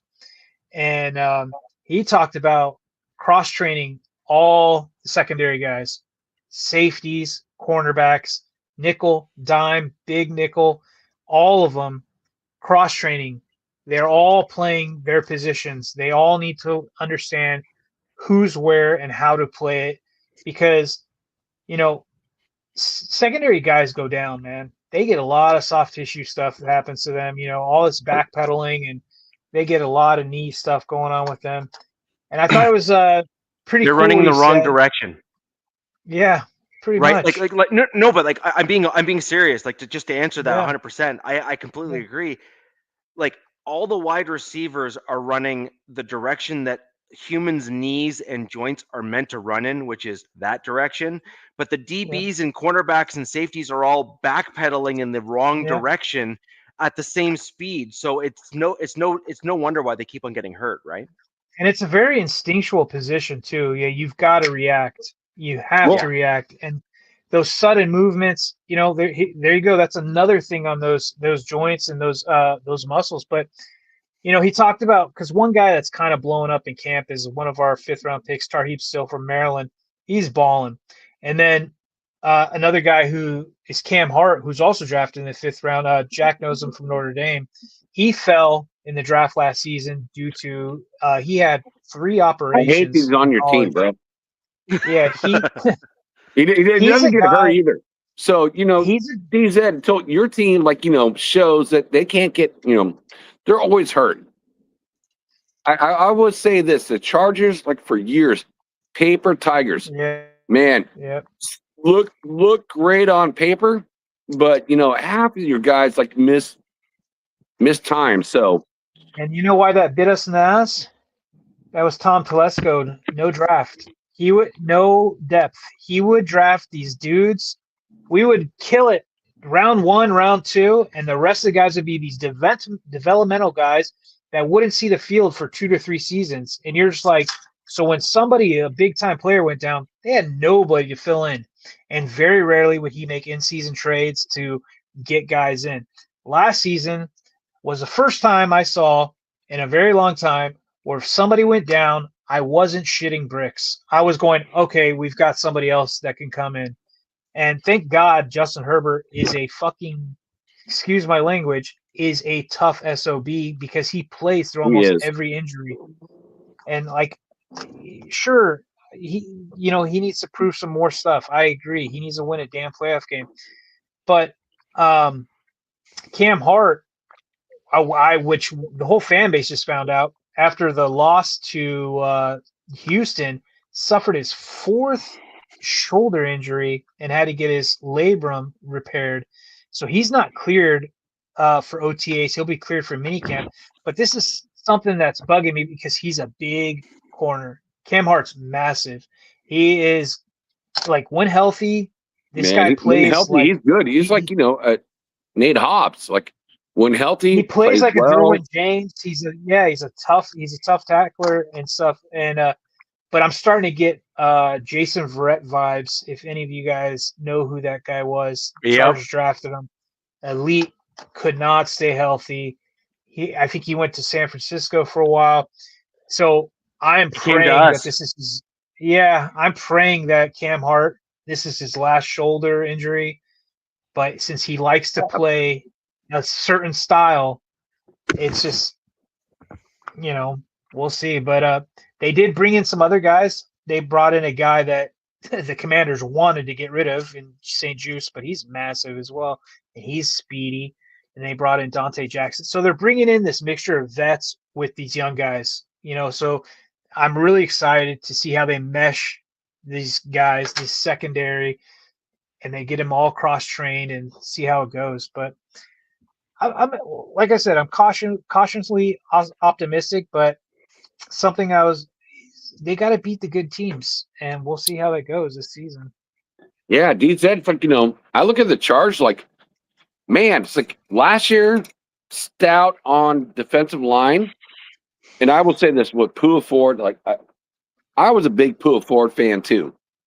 So like him going, and I don't see that replacement, and Bosa going.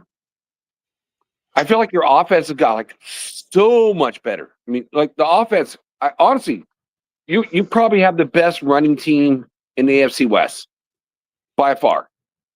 But I also see like you're going to be the team that's going to be run on the most by far in the AFC West. I see the Broncos. I see the Broncos like that Broncos defense. Literally, the strengths of the guys they brought in are for their run defense, and Tuli and Khalil, their strengths right now are not sacks; they are setting the edge. So they're not sack guys. They're not juice guys anymore. They are edge setters. Khalil Mack's going into what is 13th? But running up the middle. I mean, what do you have, dude? It's like, Chargers defensive line is kind of like, honestly, it's the worst defensive line in the AFC West. And no disrespect, bro. I love you, man, but I see the Chargers just like it's been years and years and years for pass, run up the middle. You can take advantage of it. I mean, it's not like the Broncos, dude. Shit. You remember who they might be like, might not have big dudes, but man, they're all fast. I see the Broncos have like one of the top defensive lines, not just in the AFC West, but all NFL. So again, I'm putting the Broncos right now over anyone in the AFC West. I haven't overtaken the Chiefs. So market, put a button on it. I got the Broncos overtaking the Chiefs this year, but I see your strengths. I see you, Jack. Man, your offensive line is fucking massive. Timeout. Puna Ford, right? We know he's a good player. And he played in the interior. He's 5'11", 310 pounds. Okay? 5'11", 310. The guy they just drafted is 6'1", 340 pounds. That's 30 more pounds. And all the film I watch on him, he stays square as hell. And he has the potential, if he does say shed like 20 pounds and get to be about 320, like he did when he played at Houston before we drafted him from Oregon, he becomes a pass rushing interior guy. So to me, we'll see how he does in the NFL, but already that is a much better prospect in my opinion. That is, you can't teach size. He's already got it, right? So that's where I'm looking at. And then you got to look at Hand. I could show you Deshaun Hand's stats. I could show you Naquan Jones as well, how big they are. I could show you T.R. Tart. They're just not names that you like that you know. They're just not guys you know. They're not like, your D tackle Wilkins, stuff like that. I actually agree with that. And the other thing to keep in mind, Jack, and this is where I think we're underselling a little bit of what the Chargers have done is, unlike most other coaches in our division, the Chargers coach is fairly fresh out of college. And what I mean by that is he did the scouting reports, like deep dive scouting reports, for a reasonable percentage of the guys that are still coming into the NFL draft right now, because he's only one full year into the NFL. And so he would have done a year or two of scouting reports, plus some of the other guys that were maybe like roster bubble dudes on other teams that couldn't utilize certain players. I think it puts the Chargers in a very unique position in the NFL and in the AFC West. I think that he knows what certain guys are capable of, and he seems to be building a roster similar to the way that Bill Belichick likes to build his New England Patriots rosters, which was a bunch of guys that were not huge and big names within, household names, so to speak, but they filled a very specific role, and he built depth through those specific roles, and they were cogs within the system. And I think that's what we're seeing from the Chargers. And I think that we're not seeing the big splashy players. I don't think we're seeing like the big time OTA guys and guys are like, the Chargers just brought in the biggest name in the D tackle market or whatever the case may be. But I do think that the Chargers, for now, I think this changes, DZ, in fairness. I think that once Harbaugh kind of ages out of the college market a little bit, like, if you know what I mean by that, like the fact that, you know what I mean? Like he doesn't have that inside track anymore. I think that once Harbaugh ages out of the college market, I think that the Chargers kind of come back a little bit to earth in terms of scouting and things, because they don't have an inside track anymore. But I do think right now you're in the sweet spot of bringing in the no names, and they work out because like Harbaugh he literally knows, not only does he know the player, but he knows the name of their brother. He knows what high school they went to, and he knows the name of their three best friends, and more importantly, all of the dirty laundry on all of them. Kind of, you know what I mean? Like that's just the way it works. Yeah. Kind of an interesting note that about Scout. Today they just one of the Ravens scouts, longtime scout from like 2017. He was a longtime ESPN draft analyst. Just left Baltimore and joined the Chargers for scouting for the Southeast and I believe the Mountain West. It's kind of a weird combo.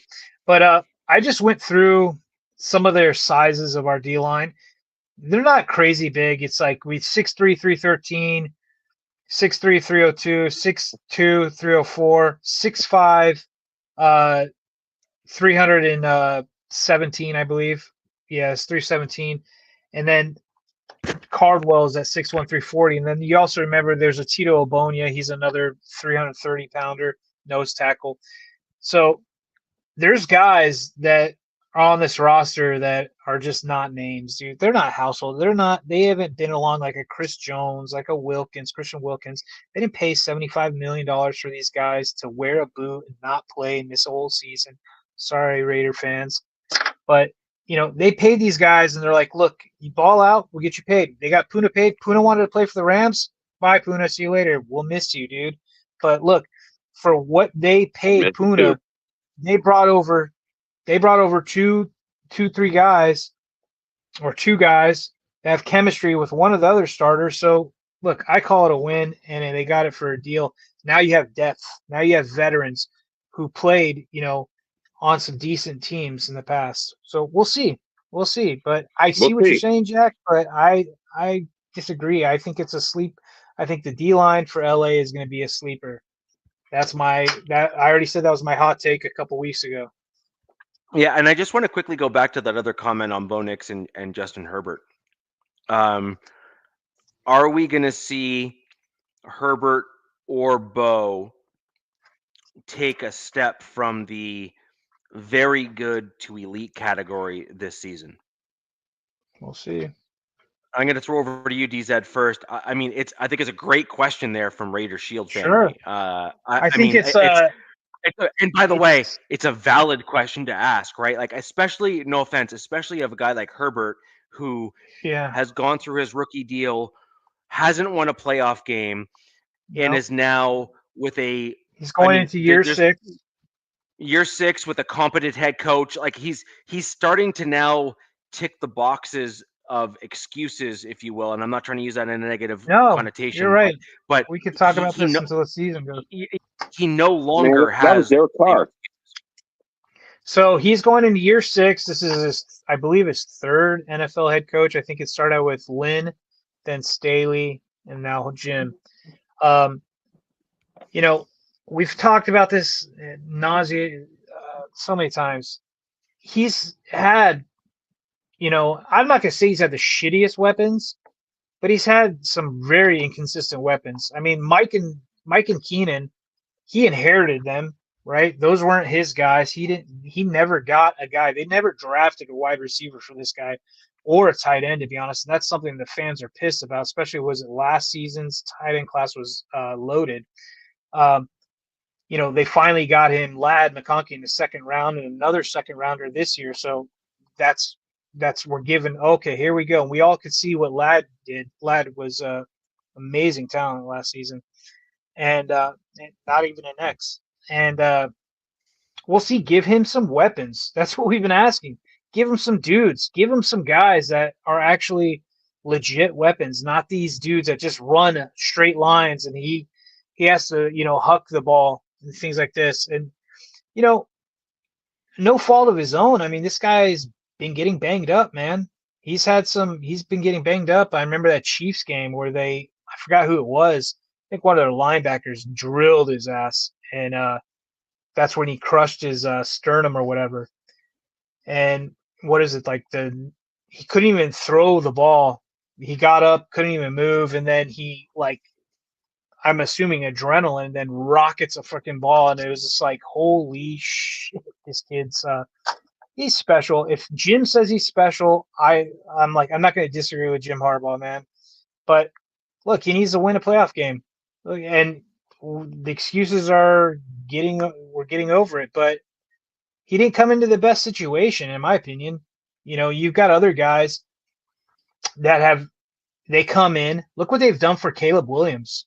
Like this kid last season and this season, they have bent over backwards to make sure that this kid has every freaking toy. They traded for 2 offensive linemen this offseason, drafted galore. So yeah, 1 cheap too. They haven't done that for Justin, and it just started happening. It just started happening when Harbaugh came in this year, when they're like, oh, let's get him some toys. Let's get him some stuff. And then this season, they what is it? How many weapons they draft? Other than got Hampton, Harris, Gadsden. I forget his name, but it's another receiver. So that's if I'm right, 4 guys. 5 of your 7 picks are all offense. Yeah, so it's like they're starting to see it and they said it in the offseason at the closing or whatever, conference. They're like, we did Justin a disservice. And everybody's like, okay. They all thought that he would, they tried to trade for DK. And DK went to Pittsburgh. He'll rot in Pittsburgh, in my opinion. He's going to rot there. Oh, well, I don't care. But they would have loved to have him in LA. And he has a house in LA. But anyways, they try to trade for a lot of these players. And I think they have, what we saw in the offseason, what they did expenditure-wise when we had a lot of cap. They don't go out and just grab one guy and spend a ton of money. They spread it around. So, I think they're going to build with the draft of this guy, and we'll see. With young weapons, I think, he still needs to get a nice young tight end, but I'll take Tyler Conklin for this year. We'll see what happens next draft. But check it out next year. It's if you don't got your tight end this year, next year's opportunity. But I will say this for your Chargers, DZ. I look at it the same way. A lot of Raider fans get on me being a Derek Carr fan. I mean, if you go to a Raiders chat and you watch it, oh my God, it's we all debate on Derek Carr. It's you have a good offensive line or you have good tools on the outside, but you never have it together. So for Herbert, I see it this way. I see it this way. It's if you get Herbert both, oh my God, then you're going to light it up. But you got to get both. You know what I mean? You can't have one or the other. He had a decent. I'm going to disagree with both of you, actually, but go ahead. They brought in Corey Linsley. They made him the highest paid center, and he lasted 1.5 seasons, I believe. He was before good, his heart. He was so yeah, good. Corey Linsley, that's he was so good. Probably one of the best centers, ever. Yeah. And then, unfortunately, he had a heart condition and he had to retire. And I swear, as soon as Corey went down, it went to hell. That O-line went to hell. And last year's O-line wasn't that good. Got great tackles, but I mean, dude, if you got great tackles, what does your D coordinator start doing? They just go, okay, we're just going to come through the middle now. And that's what they started doing. And there's only so much a 6'5" or 6'6" quarterback can do. Like, they're not agile. They're not Kyler Murray's back there, Lamar Jackson. So, and, he does have great pocket presence. I've seen it, but like I said earlier, he came in hampered this season. I don't know, whatever. He pissed me off. Look, this Houston game was so uncharacteristic of him, but I think he was just like, screw it. I'm just going to chuck the ball, and I got nobody but Ladd. But look, Ladd put up 297 yards. There's that. So they triple covered him. Yeah. So my take is this. I think you guys had a failing on one of your guard positions, and I think you obviously struggled at the center position. We spoke about that on this show in the intro to last season. And I even made a comment about my Denver Broncos needing a more competent center. And real quick, now it looks like they want to run back that same freaking combo, man, except with this Mekhi Becton, and it's just batshit crazy, in my opinion. In fairness, that means that you believe you've corrected the guard position, which means that at least your coordinators and your head coach believes that a bigger body in the guard position affords you additional flexibility within the other guard and the center position. So that'll be interesting to see in terms of who else you rotate through the other two interior offensive line positions. But at least the one guy, at least your coaching staff believes, and this is the other thing, is that you have to give, I've struggled with some stuff that Peyton has done, and that's the two Peytons, Sean Payton and George Payton. In large part, I've been pleasantly surprised with most of their decisions, with the exception of a couple. But I think that you've afforded yourself some flexibility in that regard as well. However, when I look at Justin Herbert, I'm very quickly, and I mean like rapidly, getting to the point where I think that he is an incredibly gifted quarterback. And I mean like legitimately gifted in terms of throwing the football. But I start questioning on whether or not his, I guess one of two things, because I will never know unless we see a change. But one, if he has the mental capability of overcoming kind of the difficult situation that you need to in the NFL. So like that kind of mental fortitude. Sure. And I think that's a fair critique given what we've seen of him thus far in his career. Like, sure. I just think it is. Like, until you prove me otherwise, I think that's a fair critique. And then the other question is this an issue with Justin, or is this Justin needs a change in scenery in order to kind of reset himself? No. I don't know the answer to that, but either way, I think that there is a mental fortitude issue that Justin has, that he has proven time and time again when the games really start heating up. The Houston Texans game, as you mentioned, DZ, I think is a great example of that, where he started to kind of go uncharacteristic and making mistakes. There's been a couple games against the Broncos where he's been forced into making some really bad choices and done some things that he really had no business doing. And it reminds me actually a little bit of I'm not saying he's my favorite quarterback, but he's certainly a quarterback that I really enjoyed watching because I thought he had a great personality. It was Phillip Rivers. Phillip Rivers for your Chargers was a great quarterback by all metrics. Like, he was an excellent QB. Like, he truly was. But as soon as he was put in certain situations, he always made a mistake. Fourth quarter. Yeah, always made a mistake.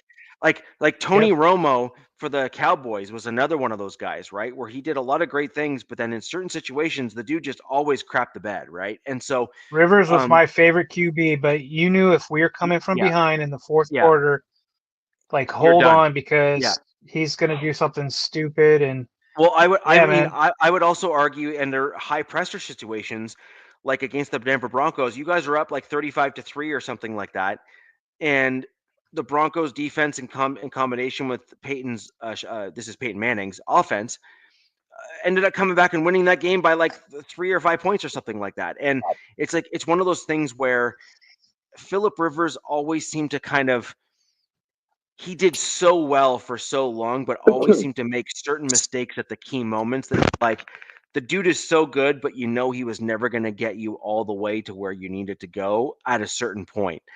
However, you were stuck because he was kind of too good to let you pick at a spot where you could ever pick his replacement. So it was like I just see Ricky, like that's a great question for DZ. Who would you rather have at QB between the two? Oh, Justin, 100%. I think Herbert's a better Phillip Rivers. QB overall. Yeah, Justin, 100%. Like, Phillip's my favorite quarterback of all time. Because they're both good. He wore his heart on his sleeve, and he was a very good talker, and he just was extremely intelligent. And I think his son is just a great dude. Yeah, he was a great dude. And I look around the league. I've been ever since Justin drafted. He came in his rookie year and balled out like toe to toe with Tom and with all the greats. That was when Tom was in Tampa, and he's still. I think Caleb. I'm not Caleb. It's a guy in Washington. Jaden Daniels. Jaden Daniels broke a lot of records. Some of the rookie stuff, but Justin still holds some rookie QB records. But albeit he is going into year 6. I look at a lot of these like big time quarterbacks, right? And I just see what the team has surrounded them with or what they've come in with. And I'm just like, Justin needed better and he doesn't have it. So we'll see. Like he just needs the tools around him. Like, other fans have said it. They're like, is this the most explosive offense he's had in his career in the NFL? And some are saying yes. Like this might be the best offense that he's coming into. So we'll see what happens. He's gonna need it. This team's gonna need it because our schedule is damn brutal. Like they were playing against, the Eagles, the Commanders, all three of you guys. There's sprinkling whoever else you want in there too. The Steelers, I think we're playing them again. Get a revenge game against them. But yeah, man, like I can see the mental fortitude stuff, but we'll see. I've also seen him, we don't remember that game against the Raiders where he threw how many 4th and longs were there where he's coming back just laser bombing against the teams. He's done some spectacular stuff. It's just people are talking about shut down too. It's like, DZ, I got to ask you this question. Because, there's a lot of Raider fans in the chat.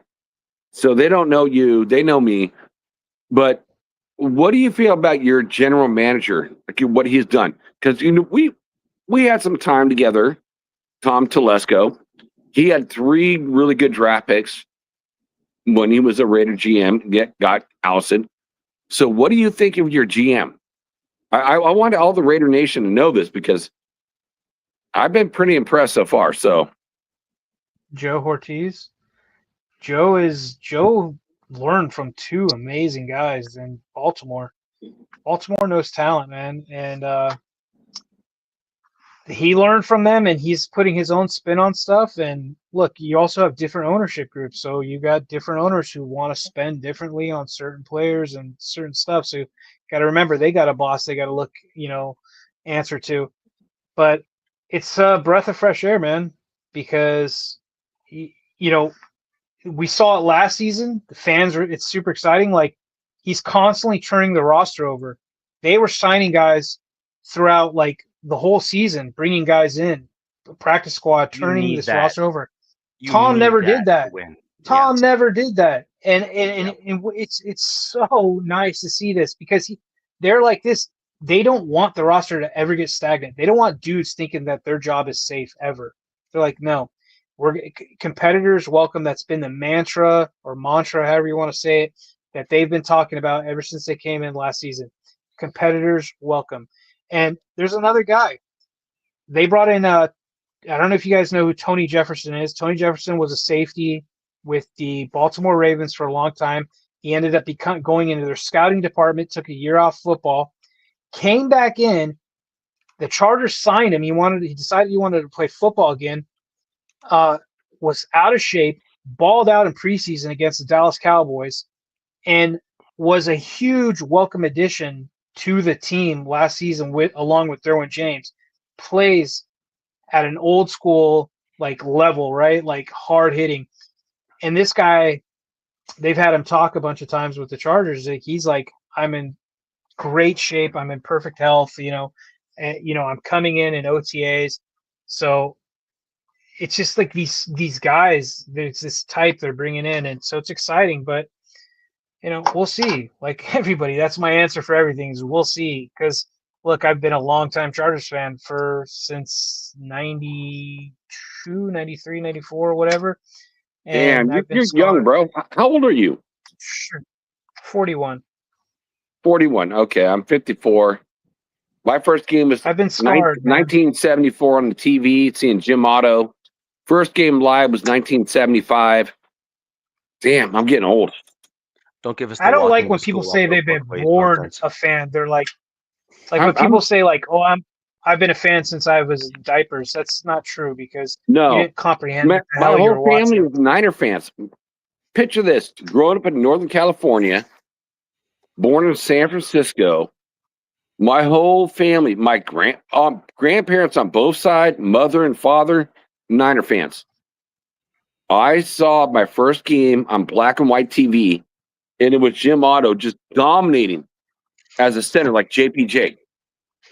That made me a fan. And plus, I thought, man, that logo is really flipping cool. And then my dad, we couldn't afford Niner tickets, who's a football fan overall, so he bought Raider tickets because it was cheaper to buy Raider tickets than Niner tickets. And I went to my first game and I saw, Art Shell, Gene Upshaw, and a little kid. I'm like, I had $6 to my name. This is my story. I had $6 in my name. I wanted to buy a hat. The hat cost $7. My dad's like, just say go Niners. You can get $1. I'm like, no, I'm not going to say go Niners. I'm going to say go Raiders. And finally, he broke down and bought me a hat. It would give me $1. So I spent all my money on a hat. All the money I ever had in my life at that point. And I got a Raiders hat. That's so, cool. Yeah, man, it was flipping cool. Do you still have that hat by any chance or no? No, dude, that hat's gone and turned and burned and it's garbage cans. So now that we're done with the Jack walking to school uphill both ways story, through snow and through snow in Northern California, I just want to we'll close out the show here with the second part to the question that was asked by Raider Shield family. Again, if you have other questions, if you want to leave them real quick, quickly leave them below because we're about to end the show. But Raider Shield family did ask about Bo Nix as well in that same comment, DZ. And so I do want to ensure that Raider Shield, who has asked and waited very patiently for the Bo Nix answer as well, give him the answer to that part as well and go from there. So I do believe Bo Nix will at least get much closer to that elite status this year. Will he get there? I think he's going to be on the cusp. I really do. I think he's going to be on the cusp. And I say this because we've seen things from Bo Nix. First off, he didn't get hurt, right, in his rookie year. He has a good offensive line, not fantastic by my metrics, but a good offensive line where he didn't get killed or slaughtered like, Caleb Williams or anyone else did. So I think that's a big deal. He's got a competent offensive-minded head coach who knows what he's doing. And Bo Nix showed the mental fortitude part, which is, dare I say, almost the most important thing for an elite level quarterback in the NFL. And that is, it is inevitable that as a quarterback in the NFL that you are going to fall behind in some games due to any number of circumstances that occur. The true test of a true great quarterback at the NFL is whether or not you can literally shake off a bad play from the drive before and come back as if it never happened. Or when you're being beat down by another team, whether or not you can maintain that level and even keeled kind of mental fortitude and mindset, and then, throw the team on your back and say, let's go. You were mentioning, DZ, earlier that kind of you saw a little bit of that from Justin Herbert, but the challenge with Herbert, and I think this is a fair comment, is it's been an ebb and flow. With Bo Nix, a small sample size, completely agree, but again, we only have what we have, so I can only go off of what's presented thus far, is that he's kind of maintained that complete level set composure regardless of circumstance and shown that Iron Man mentality. Other quarterbacks that have had similar skill sets to Bo Nix, I'm not saying he is them, I'm just saying similar skill sets to Bo Nix with similar fortitude, are guys like Tom Brady and Peyton Manning. None of them had the biggest arms. None of them had like Justin Herbert has a rocket and a cannon of an arm. He truly does. The dude can just chuck it down the field. Mahomes has the same thing. He can just chuck it down the field. But the other element from the quarterbacks, the greats, as we were talking about a couple shows ago, may have been last show or the show before, that era of quarterbacks with the Ben Roethlisberger, Eli Manning, Peyton Manning, Tom Brady, where they kind of all played together. All of those quarterbacks all had mental fortitude and the ability to overcome issues and challenges throughout the season and throughout games and keep their teams in it.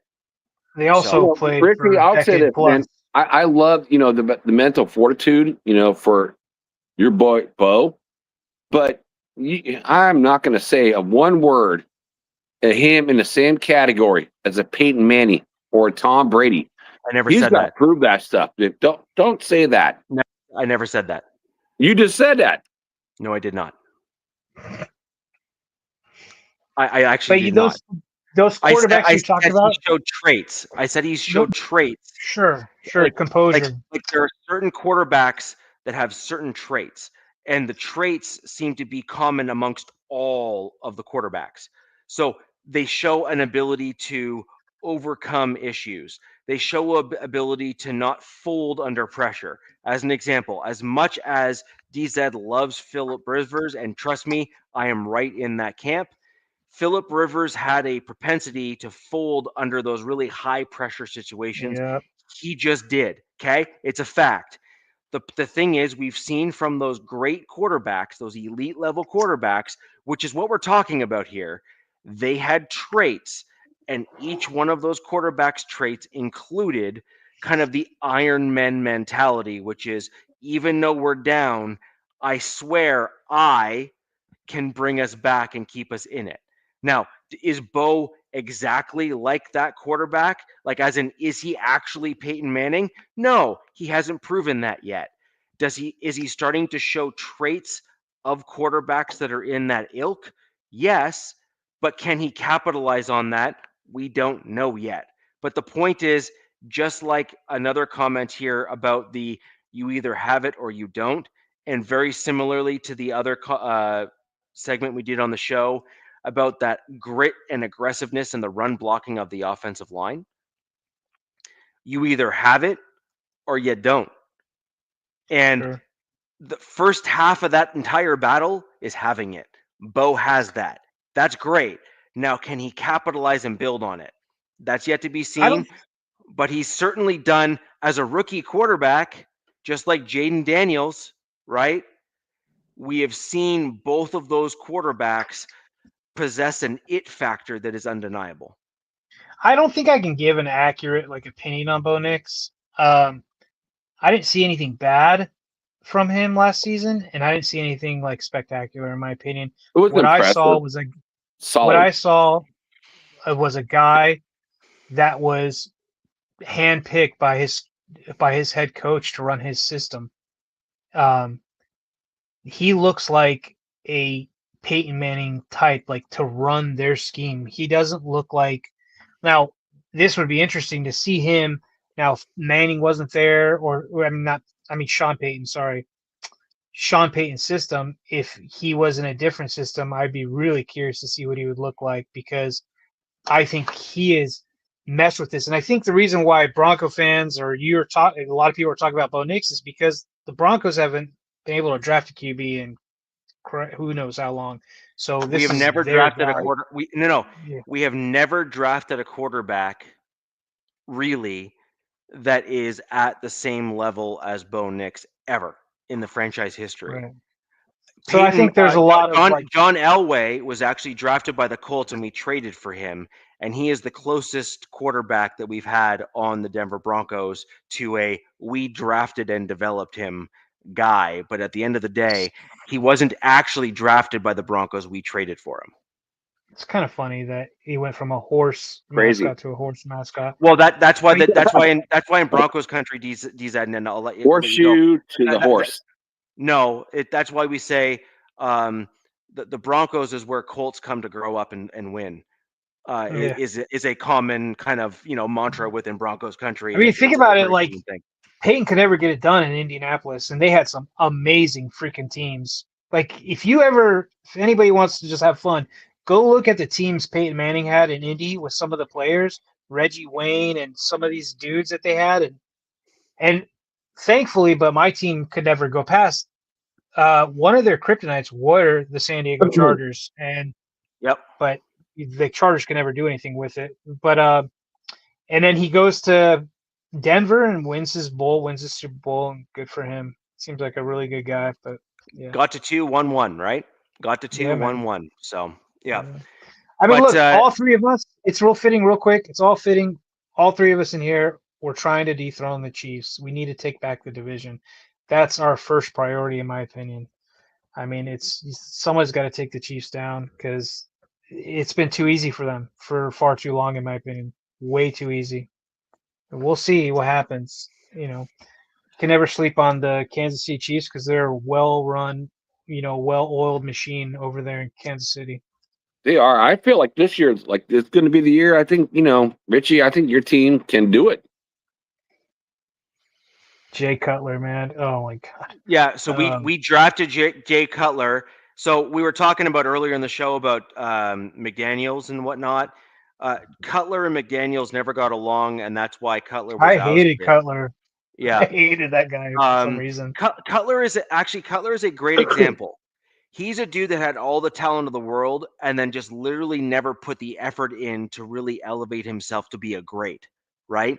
He kind of didn't bother trying and was always in kind of the upper middle tier of the NFL. Well, it's because you had McDaniel paired with him. That guy's horrible. I call him. I remember Brock. Brock Osweiler. That's wrong because Cutler was here, if I'm not mistaken, before McDaniels got here. McDaniels inherited Cutler, and then McDaniels drafted Tebow. But the point being, though, is that it's exactly what I was saying in terms of certain traits of certain quarterbacks having to, just be innate to them. One of those is that natural drive. That one of them is that natural, I want to do better and I want to be better. There's been several comments in the chat here, which, by the way, I completely agree with, is that these players, for example, will Bo Nix is another great example. Herbert went through this as well, and Mahomes went through this. Now they're coming into their sophomore year, and other teams, all other teams now, have a full season of tape on them. So they're going to know their tendencies and all the other stuff, et cetera, et cetera. The great quarterbacks, or the best of them, if you will, watch tape on themselves and correct and fix the issues that they had. And that's what allows them to not have that quote unquote sophomore slump that we've spoken about earlier in the show and throughout. So the question is Bo Nix the guy that's going to watch tape on himself, turn a mirror inwards and say, I have to do better? My answer to that is I believe he is, because he did that for the entirety of the season last year. Because Bo Nix didn't start high and just kind of finish high. Bo Nix kind of started low and finished better. So you saw that upward trajectory. And the only way that a quarterback makes that upward trajectory like Bo Nix did is by being critical of himself and improving and listening to the coaching. And that's why I think that he has the ability to overcome, or you can also read it as not be impacted by the infamous sophomore slump at the quarterback position. Well, Richie, this is where we're going to say it. Robert is right. Salute, Robert. Robert is right. I'm glad he started. You should be glad too. He got that playing experience and he went upwards. So we talked about that last year instead of benching him. Yep. So we will see what happens with Bo ultimately. And obviously, you know, that the proof is in the tape, so to speak, in terms of kind of what he does on the field in the 2025-2026 season here coming up. And we'll get right into that in future shows. We're also going to delve into position by position battles and all that kind of stuff in terms of comparing our teams collectively as a whole and as a unit as we get closer and further into the year. And we will have other teams that we play of prominent podcasters coming in and giving us their take on their teams compared to ours as well. And we are working on that missing square at the bottom right there to get. We're going to talk about some punters too next week. Okay. Hey, so the Chiefs have had the division 9 seasons in a row. I think that's a record in the AFC West. So that's why somebody needs to take them down. Yeah. 9 seasons. 9. That's ridiculous. I agree. Jesus. Yeah, I think the Broncos were like 6 or 7 seasons before that, if I'm not mistaken. Yep. But and then the Chargers were before that. But it's been since 2009. Yeah. But anyways, guys, that'll do us for the show tonight. I'd like to thank you all for joining us. I really do appreciate the chat, which has been really lively. That always makes the show go by so much faster, getting these really well-worded and well-pointed questions. Love having you all here. Biggie Bronco, good seeing you here. We have Raider Moore and Raider Shield family for being 3 of the most recent comments there and being very active in the chat. Raider Moore, thank you again for this. This is great. Any further questions, leave them down below. If you didn't get your question in and are coming after the fact, leave it down below. Justin Cake, thank you for joining the show here. We saw Clayton coming in on the Facebook side, all that good stuff. Ladies and gentlemen, until next week, where the West Side is the best side. Peace! Fast lane when I pass in the street, bag of money in the passenger seat. Tempo's been asking for me on the road from the west to the east. Way up, I might never come down, cause the coast's racking up the flame out. So high, I might never come down, so what, this is my lifestyle. Wait a minute, work hard for the